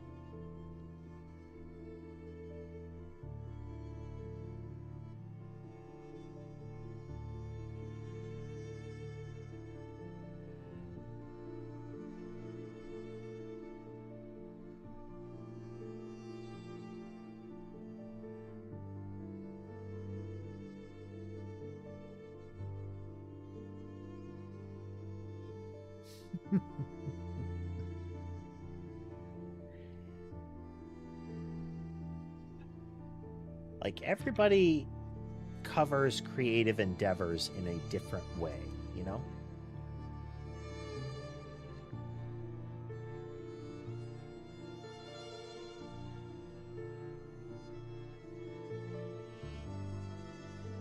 And that is, like, that is a core one of them there. That is...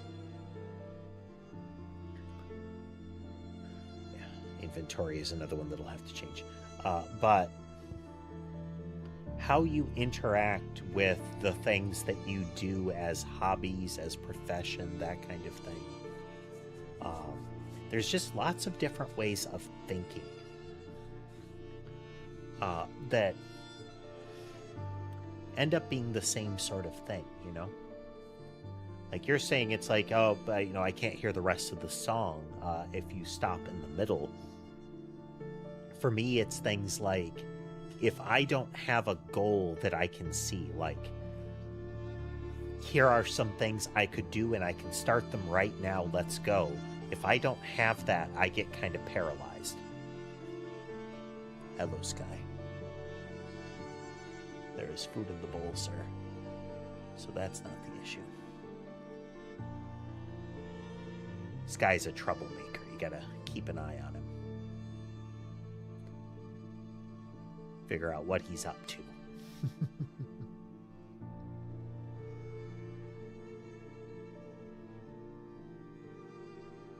But that is one thing. Cats like to nap a lot. I mean, they're small ambush predators, so they conserve their energy. That is also the reason that cats get zoomies, is that they have a lot of energy that just sometimes needs to be discharged. Varies individual to individual, but that's why you will see those just, I need to run off energy right now, let's go.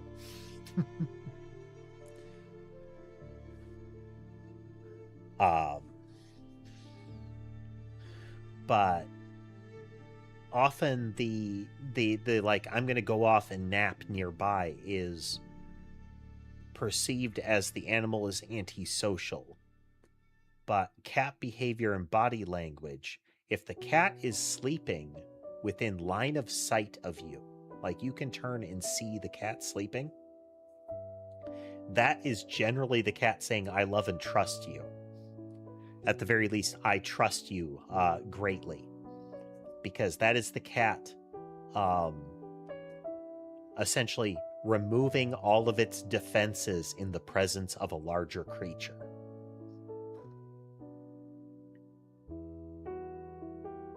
Similarly, that's why the whole, the cat's belly is a trap. you know, if you rub the belly, they're going to bear trap, claw, and bite you. Is a cat exposing its belly is another gesture of trust. It's very similar to when dogs do that, but with cats, their belly is often even more vulnerable. Again, they're a small predator. So if you touch a cat's belly after it exposes that to you, it can be kind of a violation. It is, I said I trusted you, and immediately you broke my trust. Time for biting. Now, sometimes it can just be like, no, don't touch my belly. I don't like that. And there are some cats that love belly rubs. Learn at your own peril.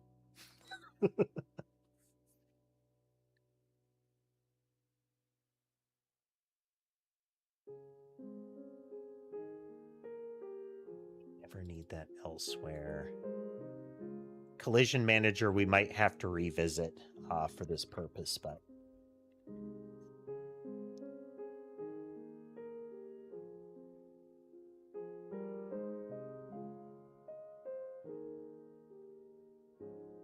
time flies.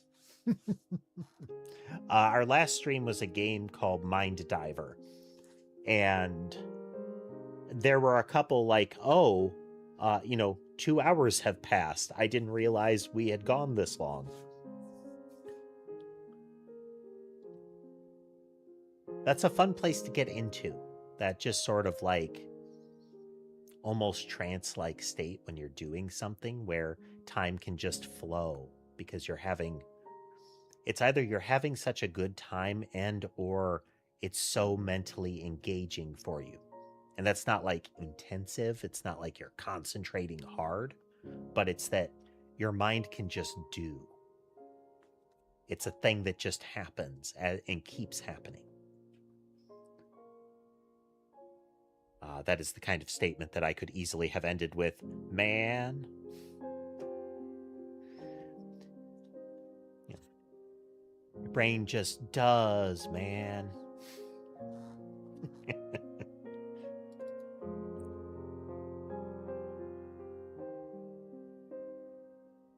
Okay, we use Entity Manager, we use Catalog. Yeah, okay, we should get Entity Manager and Catalog. We can just get the game step.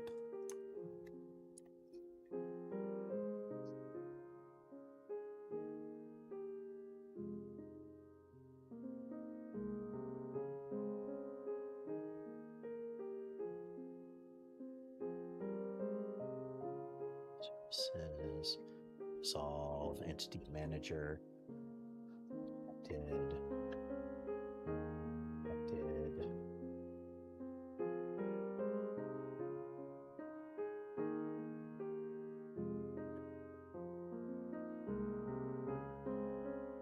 Entity Manager, Entity Manager, Catalog.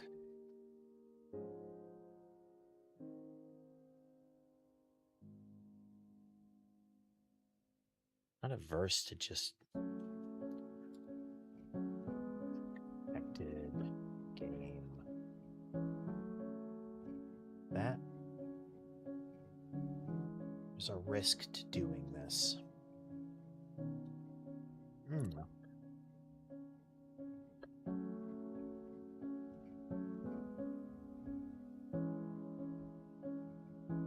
Solve game.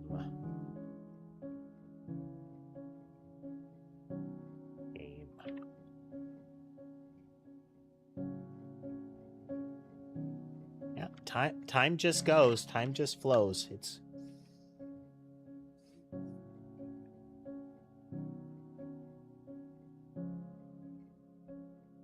sometimes it's fun, sometimes it can be very disconcerting.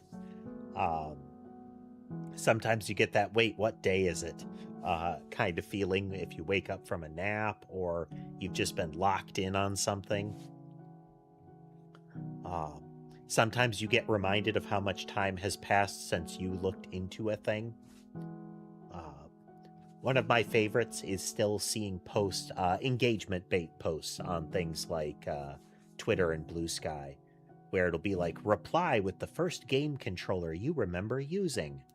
And I'll look at it, and the first one will be like a Wavebird or a PS2 controller, like a DualShock, and I die a little inside.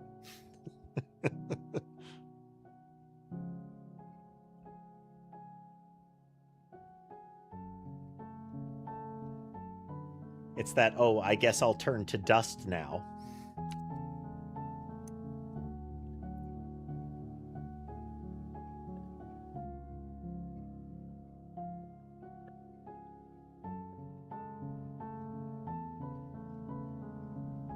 I actually like this pattern a lot better, where I set up a kind of a services section.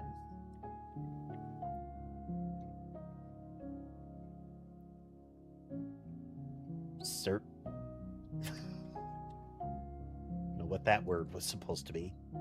Where I set up a services section and I say, I want all of these things.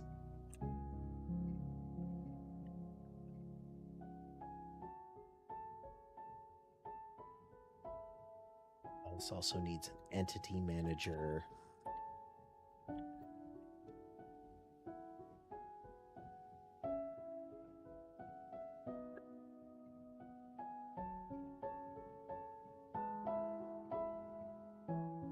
Like that, because we haven't used it yet, is equal to services resolve entity manager. So then we can go down to these spots and say,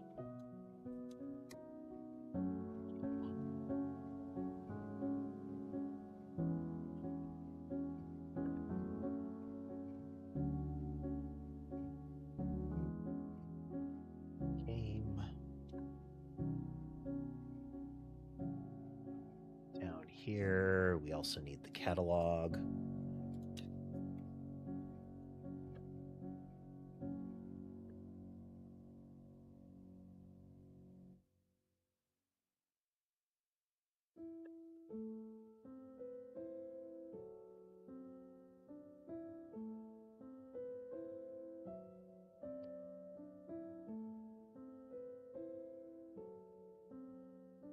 Just so. Same with this.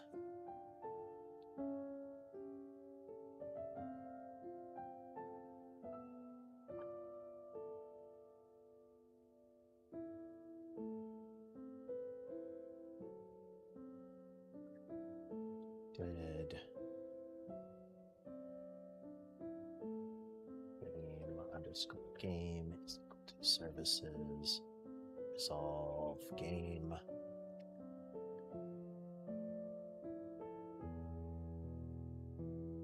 I want to make a game. That's the goal. I want to make a game and publish it on a platform. I'm going to start with Steam, most likely. Is it going to be successful? Is it going to be great? I want it to be, and I want it to be, but the initial goal is to complete it to enough of my satisfaction and publish it. That's goal one.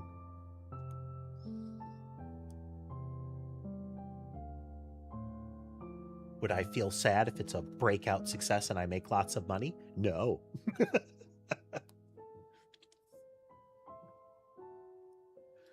But that's not the goal. That is not our immediate steps, you know? And hey there, Tess. And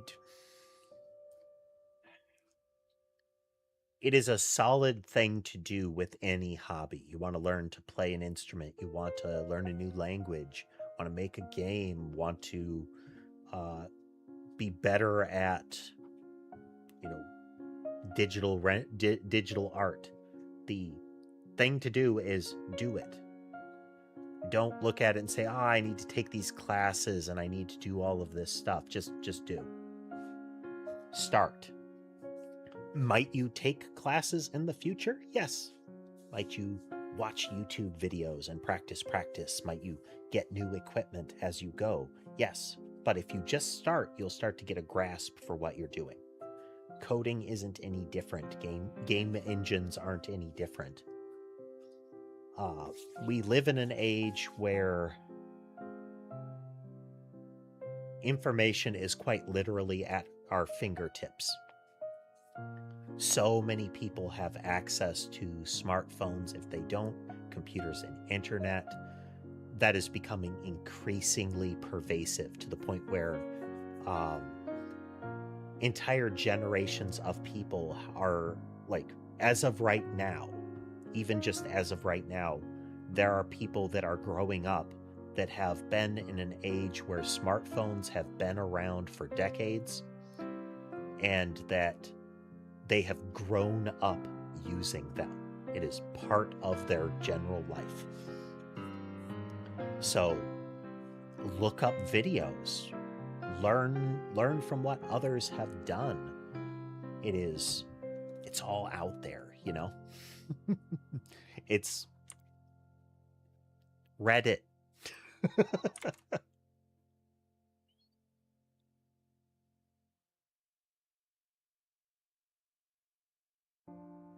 Burnout maintenance is a skill in and of itself. Learning to understand when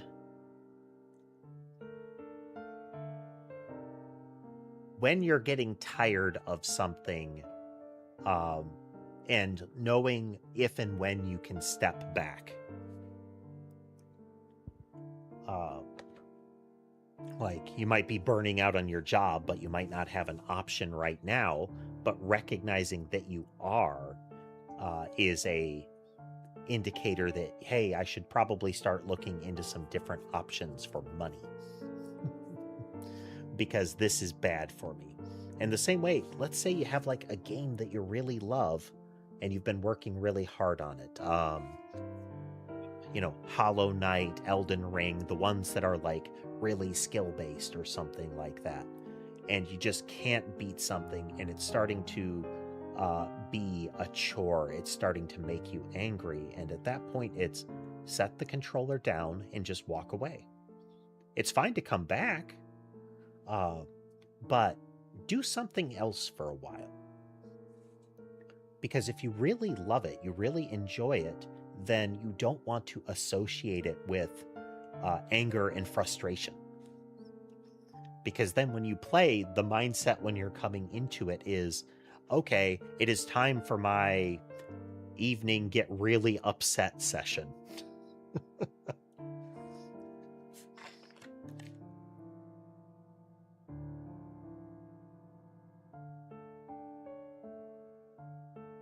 Tass, if you're just joining us, we're in the process of ripping up all the floorboards in order to implement injection.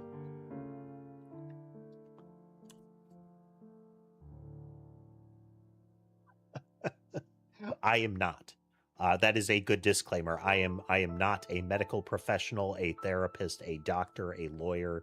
I am none of that. Everything I say is from my own experience in life. Things I've encountered, things I've heard, things I've done. If you ever feel that you need medical assistance, whether it is physical, mental, anything like that, then I would absolutely encourage you to find resources. There are hotlines, there are web pages that will direct you to good sources of help. Whether, again, that be, dial 911, you screwball, or it is like find a therapist in your area under your insurance program or similar. Just like in like this very practical case of, if I don't know how to start coding something, I can look it up. It's, if you think you need help, seek help from people that can actually provide it. You should never be ashamed of that kind of thing.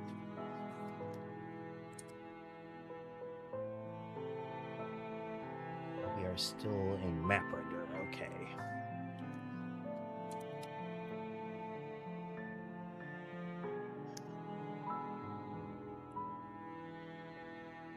What's a good pattern for this task? I'm going to show you what I've been doing. And I can always backtrack on this, but we need game. So game is equal to services resolve game. So if I need one of my services right now, I'm either putting it in a method that is like going to happen once in the lifespan of an object, or I'm storing it off as a thing if I might be using it more frequently. This is not a good place to put this, but we'll put it here for now.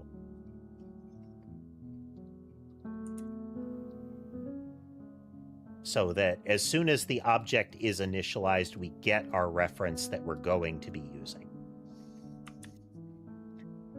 Services is still a static. So as soon as one of these touch it, it's going to set up the service provider structure in it and have everything ready to go.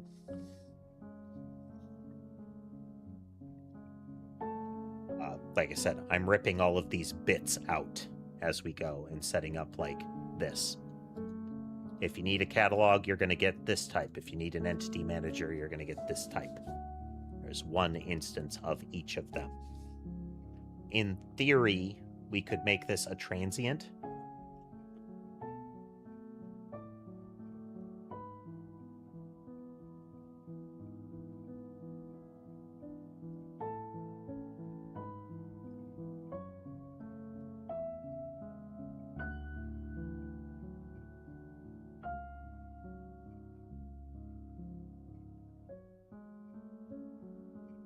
Yeah, we may still end up doing that and just saying, give me this. So we're either storing references off all over the place, which can lead to a variable management issue, or we're performing this operation, which should just be this should just be like a dictionary. When I do resolve, it should likely just be saying, what type did you ask for? Okay, it's this one. Whether it is the one I already have or one that I'm going to new and give you. Okay.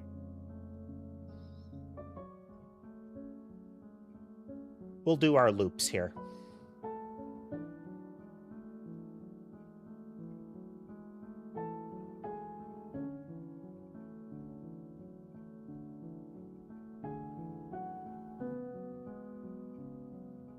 Is like, for a lot of things, this is what they need game for from services is, I want this message that game emits.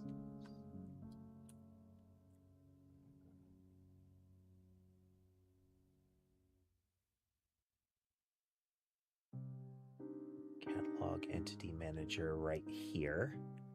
So we're always going to need a catalog. Catalog is equal to services resolve catalog.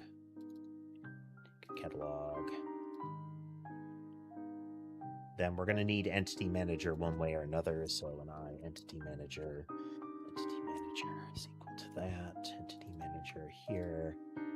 Get rid of this one and add this one.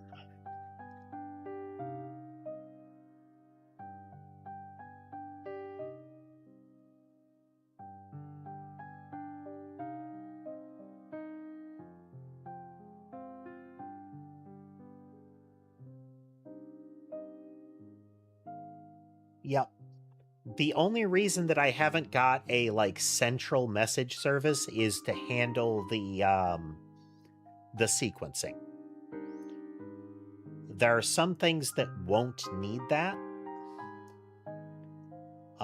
Like I could probably pull it out of game and have a message handler there to handle the start, middle, end kind of steps. The kind of the game tick that is happening.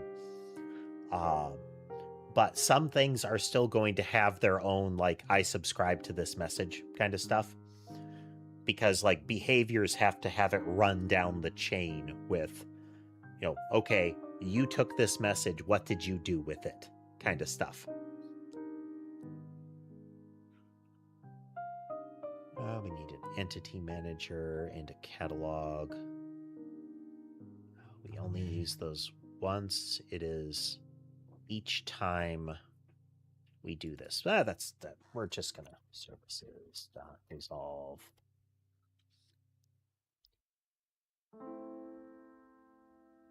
Catalog.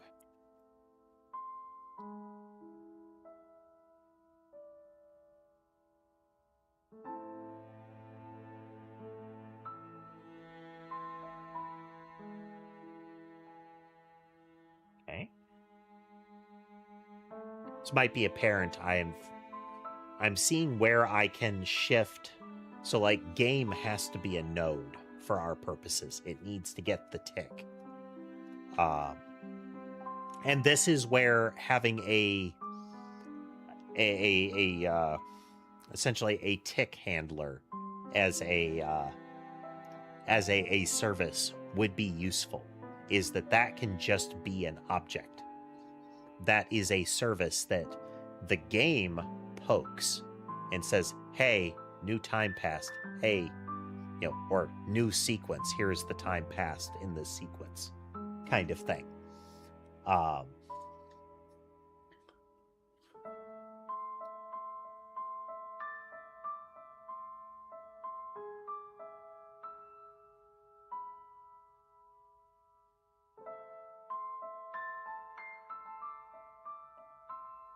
Because then, again, they don't need to get the game object.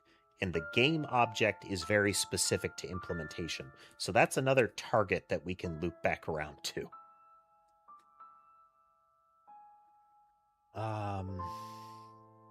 Okay, we use catalog multiple times in this one, so.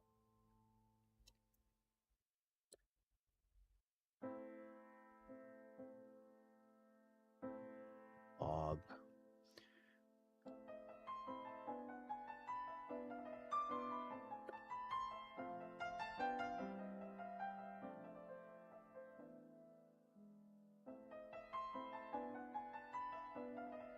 So, and then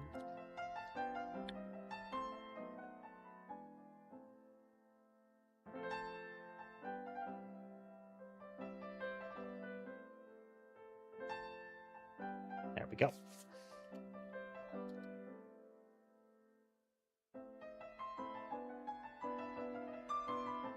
We're going to get the catalog only in this spot, so we'll just do that in place.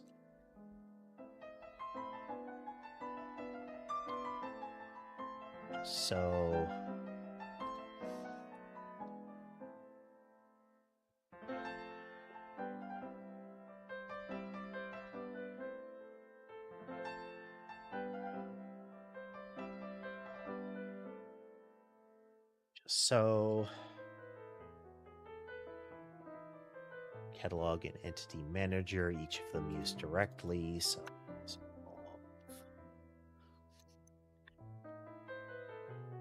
wow, that's just all of the wrong. Catalog.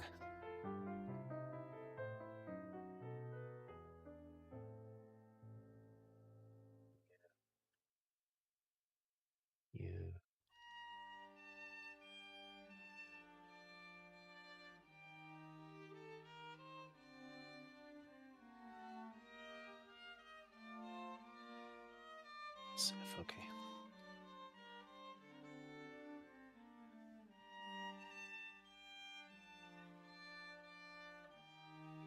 I could wrap this in explicit calls, but then I'm just adding functions that become very specific implementations that I have to manage, as opposed to just, I want this now.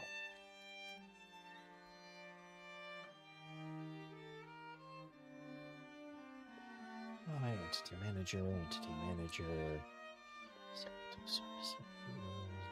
blah, blah, mutter.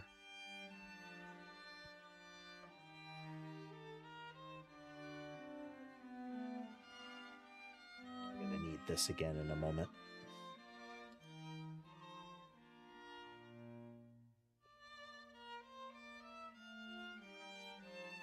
Should have copied the whole thing, but here we are.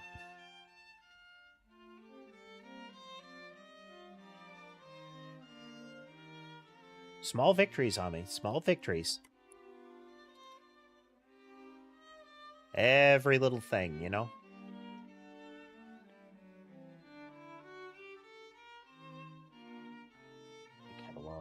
Catalog. Surfaces, resolve that. Use the catalog.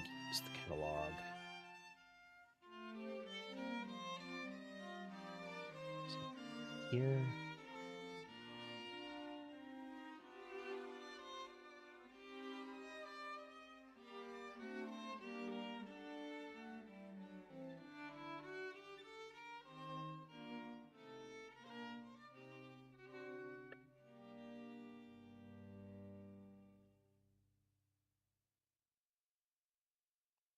Slowly. At the moment, all of the initial things are going to be kind of cat toy themed. So right now we have a red laser dot, a wind up mouse, and a ball of yarn as the current set of weapons. In no small part, because these are references to the mod from Noida that we made, the mod for Noida that we made.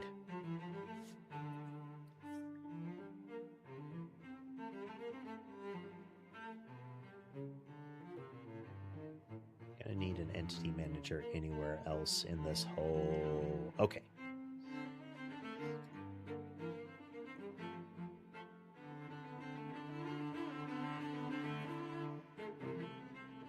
That.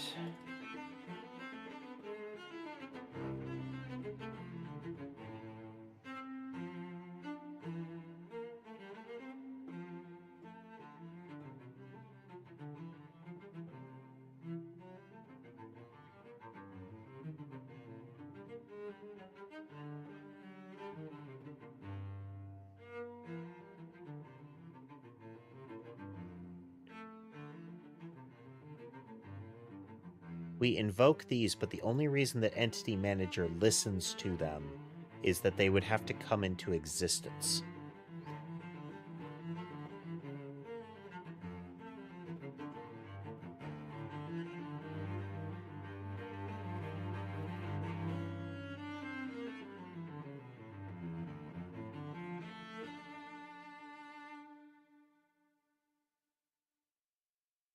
So...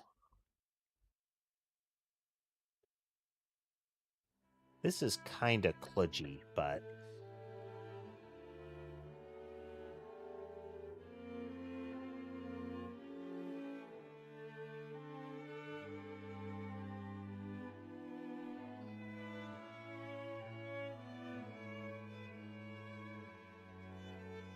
just doing this should create that object initially, which puts it in play. So then it latches on to the game object. This is another thing that we could move elsewhere. Actually, we should move this elsewhere.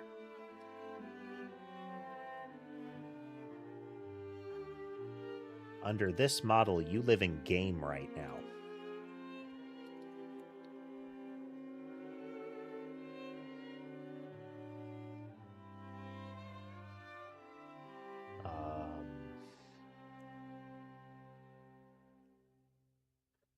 Yes, this should be where all of this happens. Some of these are not going to be relevant. So like Entity Manager doesn't stick around. Map Renderer, Entity Renderer, some of these are nodes. We know they are nodes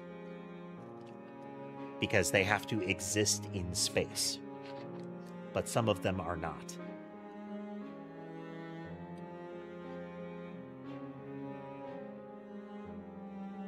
So like player state, I think.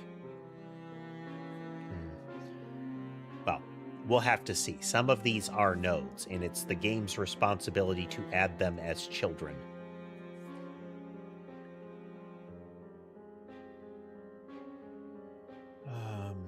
So we'll have to see what each of these is, you know?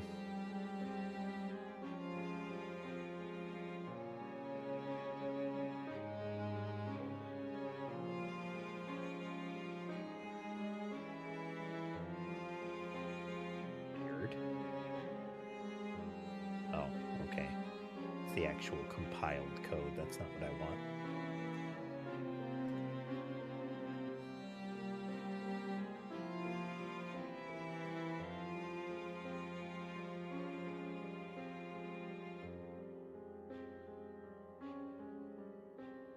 Why you do this to me?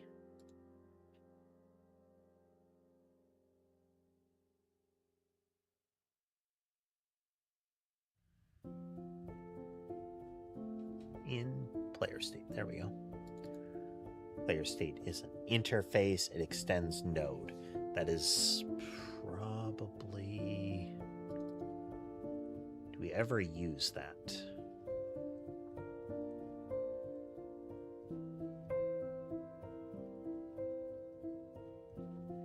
We do not. Player state need only exist.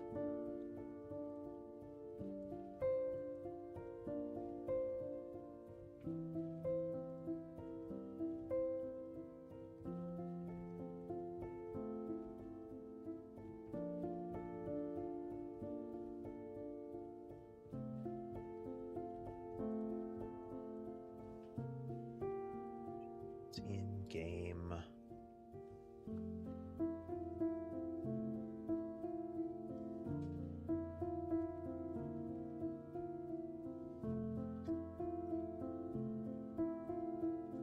We will get back to that one. Player state need only exist. Map renderer, entity renderer, collision manager. These are all things that... Is player state even a node? Extends player state, and player state okay, player state extends node 2D. Player get player handle message, game time passed.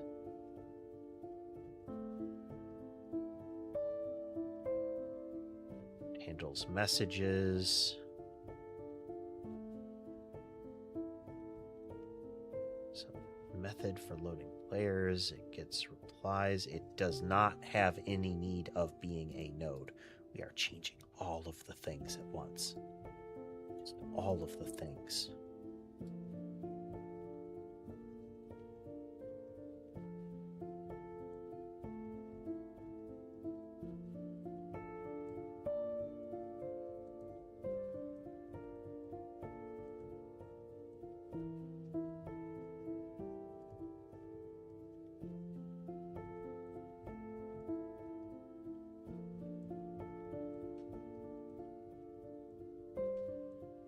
Set up time passed. We don't really use it anywhere else.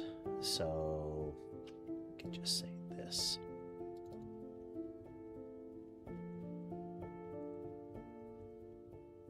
Player state is no longer a node. We don't care about it being added as a child inventory.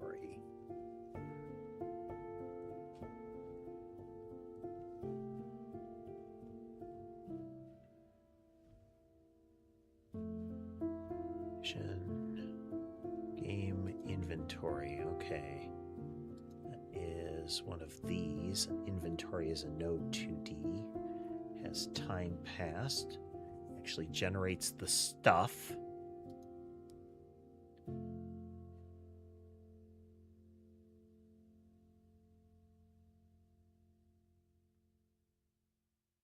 It is the source of information for the actual inventory.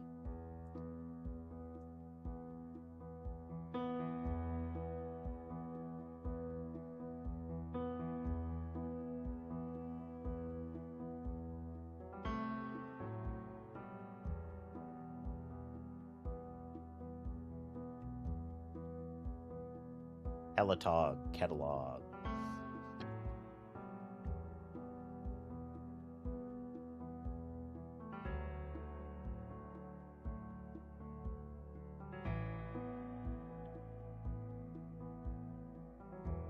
It has a ready, during which it goes through and it structures. Okay, right now that's a node and we're not going to touch it. There's some complexity here that I don't actually want to be there.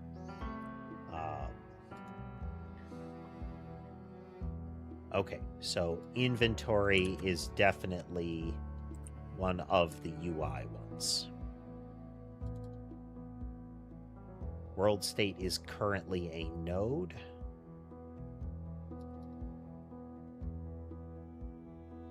Message game time passed. It need not be a node.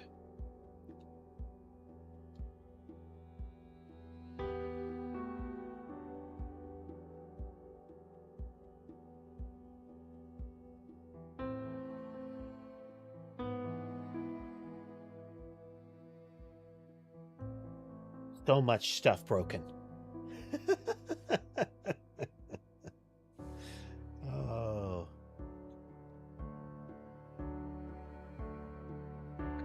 Game. World state need not be something, so...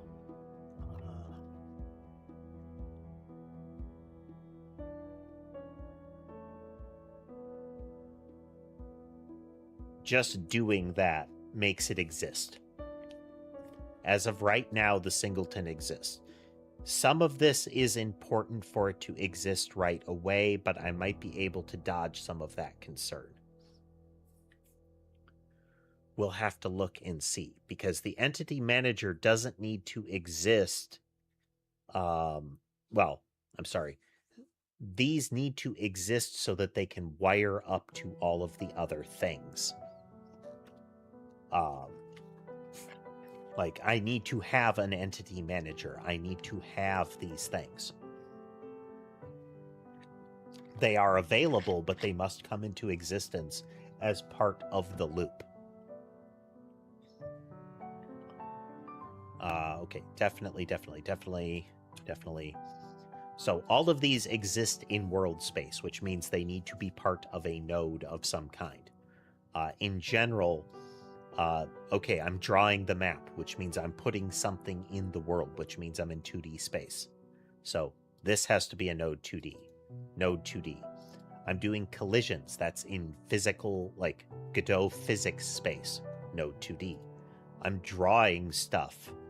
I'm sorry. I'm drawing stuff here, and indirectly I'm drawing stuff in inventory. Point tracker, which we made some time back, and we have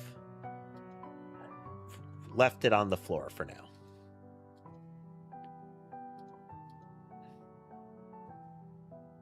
Point tracker is currently a node.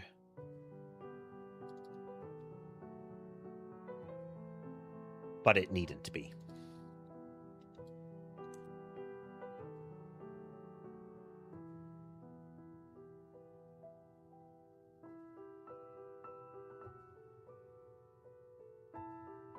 Game.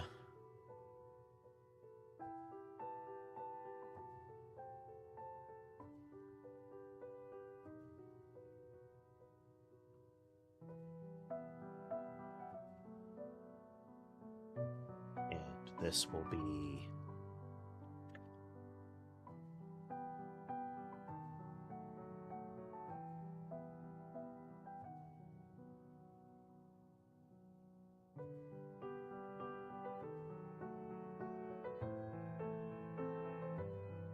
This is all still broken. There's a lot of things that are very broken right now.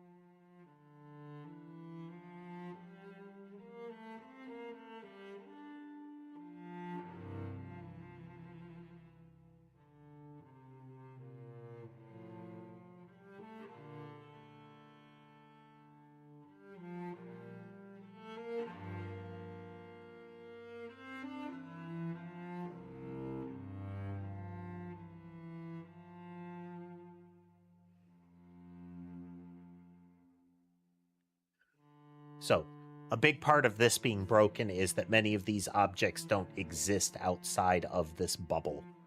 So we're going to take you... We're going to take all of these up here.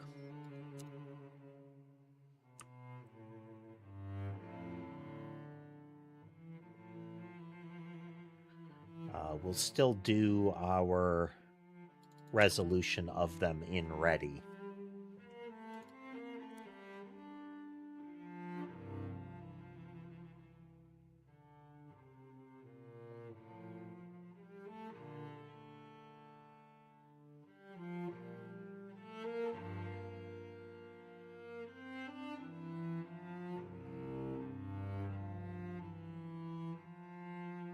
This does make them all persistent. I do need to be cautious about that. Some of these I think I will ultimately change to transient. Things like world state and whatnot are better to just let fall to pieces once nobody is using them anymore. But like catalog should be a true singleton. There's just the one. Because there's no need to have multiple of them or to refresh it. It's actually a waste of time to refresh it.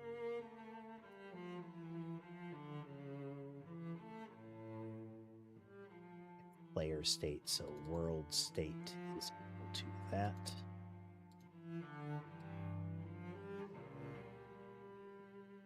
Change that, but you know.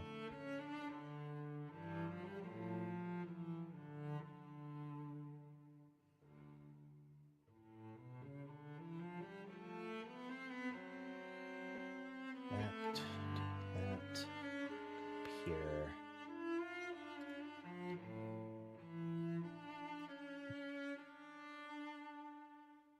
So we are currently ripping up the floorboards, but there's, you know, I think for the next development stream, we're still going to be in a broken state. Nails everywhere.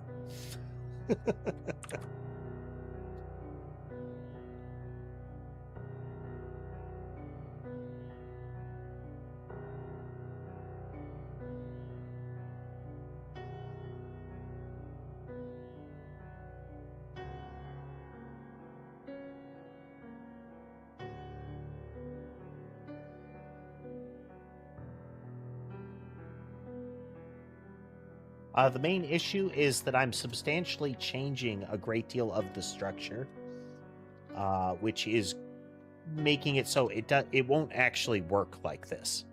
And it's not that what I'm doing isn't moving in the right direction, it's that I'm having to make so many changes to make it work this way, and they won't all be done.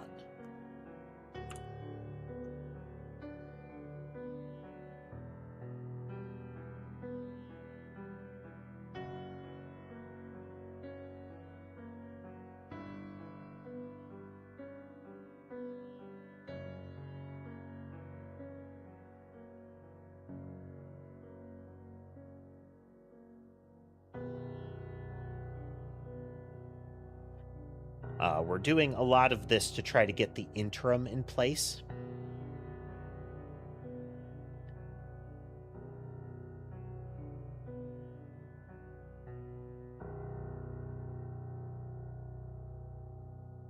Wait a minute.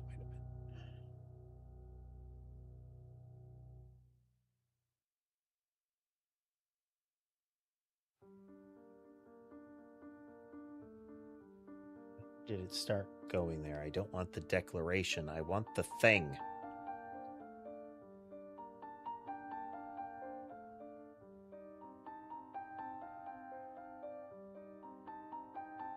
It is a canvas layer. Okay. We haven't been using this thing. Okay, that actually is a variable, like a child node. Okay.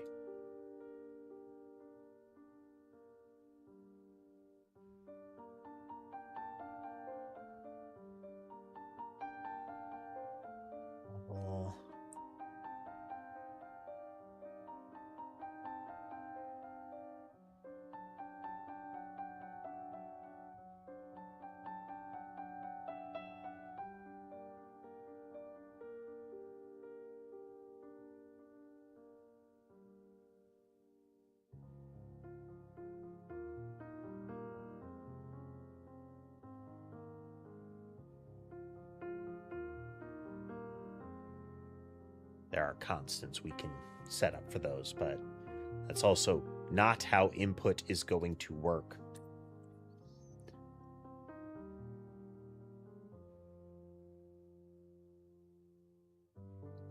Build solution.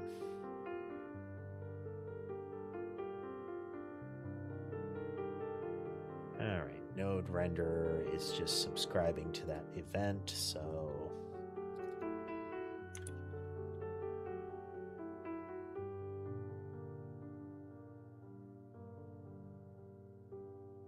solve my entity manager.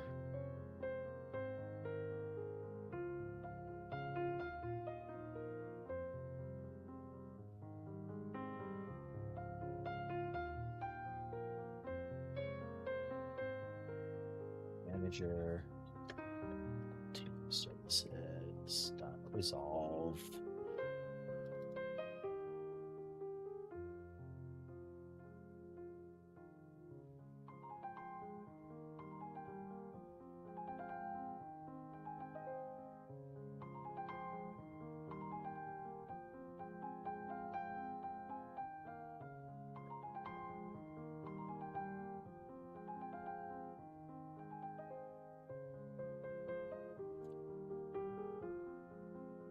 That go up here to that.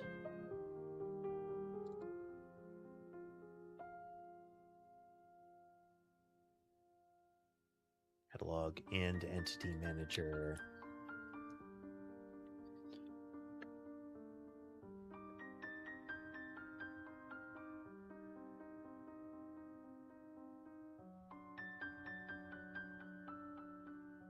Use this catalog and then same here.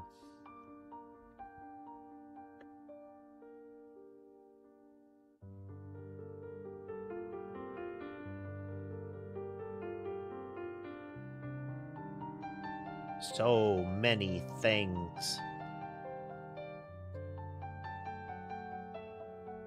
Catalog. Catalog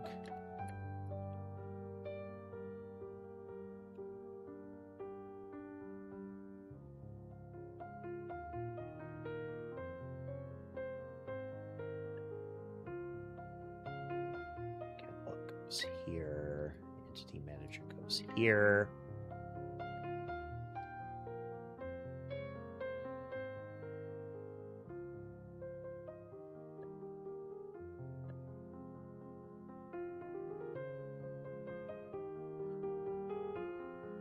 I am focusing in a lot because I'm actually typing sometimes here.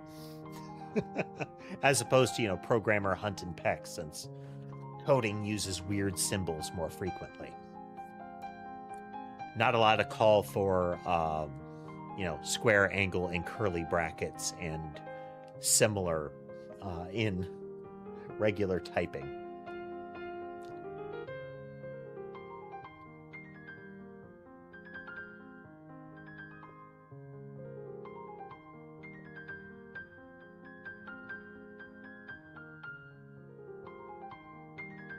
Whoops.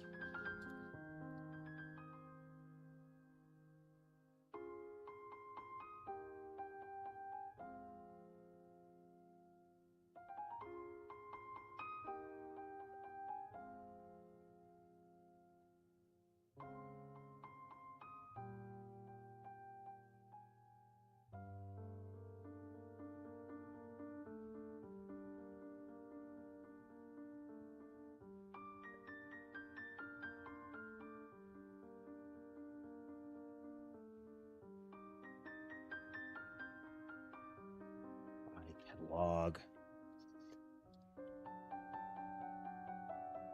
I call it out periodically, but that error that it made right there, where it suggested a thing that would not fit in that return that I have not done anywhere in code, is why, quote, vibe coding is currently not a thing, and I don't expect will be a thing. It is too frequent that really weird mistakes creep into models like that. Your favorite coding language is binary. In that sort of situation, you're probably the actual coding language would be something more like assembly, because binary is just a way to express a number. You know, you have to have at least some level of interpretation to turn it into code. And assembler is very much manipulation of binary data, usually. You know, bit 5 shifted left 3 times, placed into this address kind of stuff. Read also as nightmarish. Can you do cool stuff with assembly? Yes. Should you ever really want to? No. If you find yourself thinking, man, assembly is the thing that we should be doing because that's cool, you're probably wrong. There are use cases for it, and if you want to learn to do it, go for it. But it is also one of those things that is so fine, so easily broken, that if you're thinking about doing it and it's not absolutely necessary and it's not something you want to learn to do, then it is a flex for internet points, and that's really not something that you should, that I think people should ever do.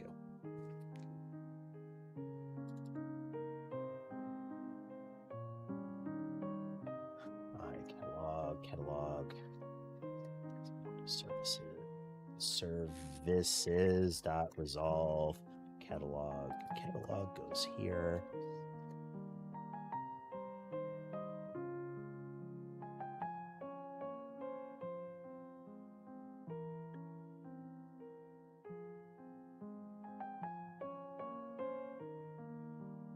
Solve, catalog.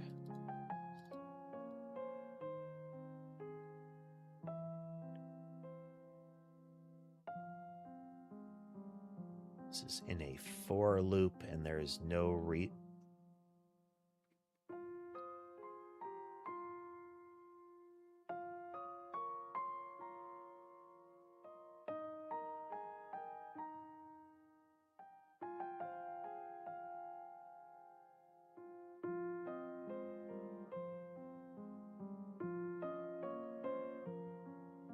no need to repeatedly reinvent the wheel in that loop.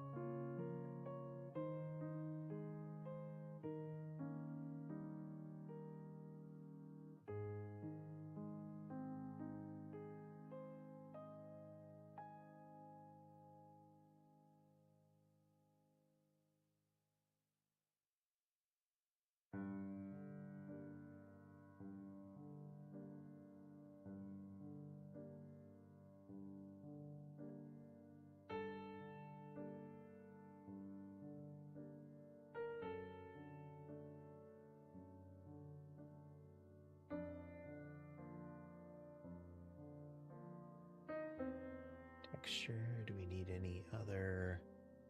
We're in a task.run. This should be okay.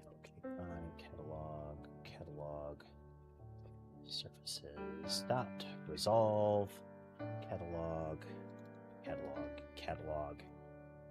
want to see if I can finish more of these files really quick.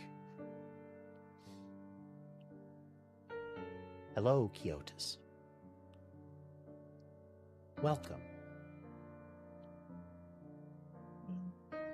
Okay.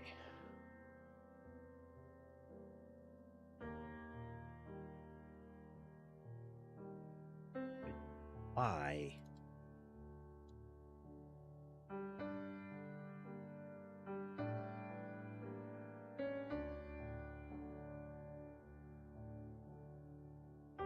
catalog. We are getting there.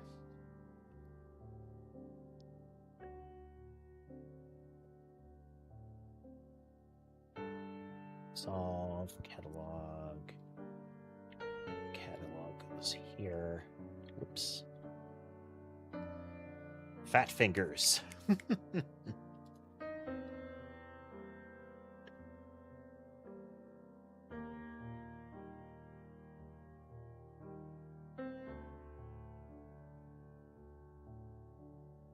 We're going to wrap up is trying to hit as many of these as we can. We'll make an interim step save, and then we are going to iterate on this and then start resolving all of the errors that we will have made from this. There are going to be a lot of bits of the code that won't work very shortly. Well, for a bit.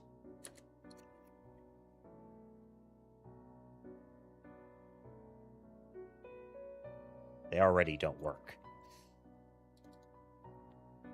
Look at all that. Look at all that broken. Oof. Check a couple of things here.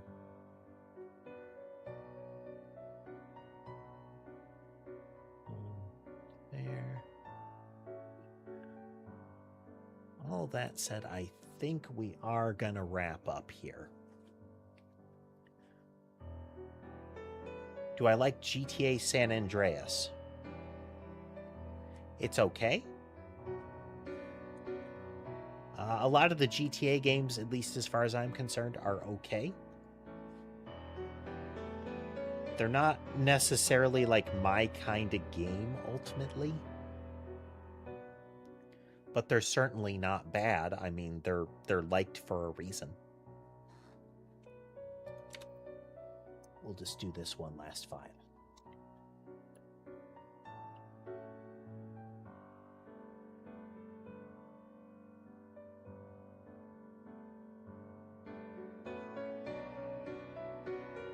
Okay. We're going to do an interim save here.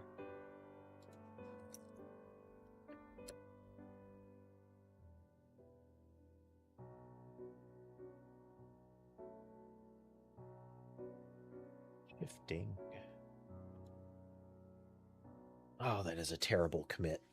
Such a bad commit. Okay. We're wrapping up. Need arm stretches, need all kinds of stuff. But we're going to wrap up there for today. Very technical session today. We started moving down the road towards dependency injection. There's further stuff that I want to alter in this regard, but this gets us towards a cleaner, more uniform structure. Well, thank you, Kyotis. It's been a learning experience. For reference, I have not done game development. I have not done development in Godot. I have not done a major project in C# prior to this work. All this stuff we've been doing on the stream is a first for me as well. I do have a programming background, and I've played games all my life, so there is very relevant experience, but it is a learn along with us thing. So never think that just because this stuff looks complicated that it's outside of your own reach. Everybody can get there easily enough. All right, with all that said, I hope you had a good time watching with us today. If you like what you saw and would like to see more, remember to like, comment, subscribe, all of that stuff. Those buttons help the channel grow, so please hit them. If you'd like to consider financially supporting the channel, you can do so through platform-specific means like membership subscriptions, bits, super chats, all of that kind of thing, as well as off-platform means that are linked in the link tree, in my video descriptions, and in my Twitch bio. And with that, I hope the rest of your day is good, and I'll see you next time.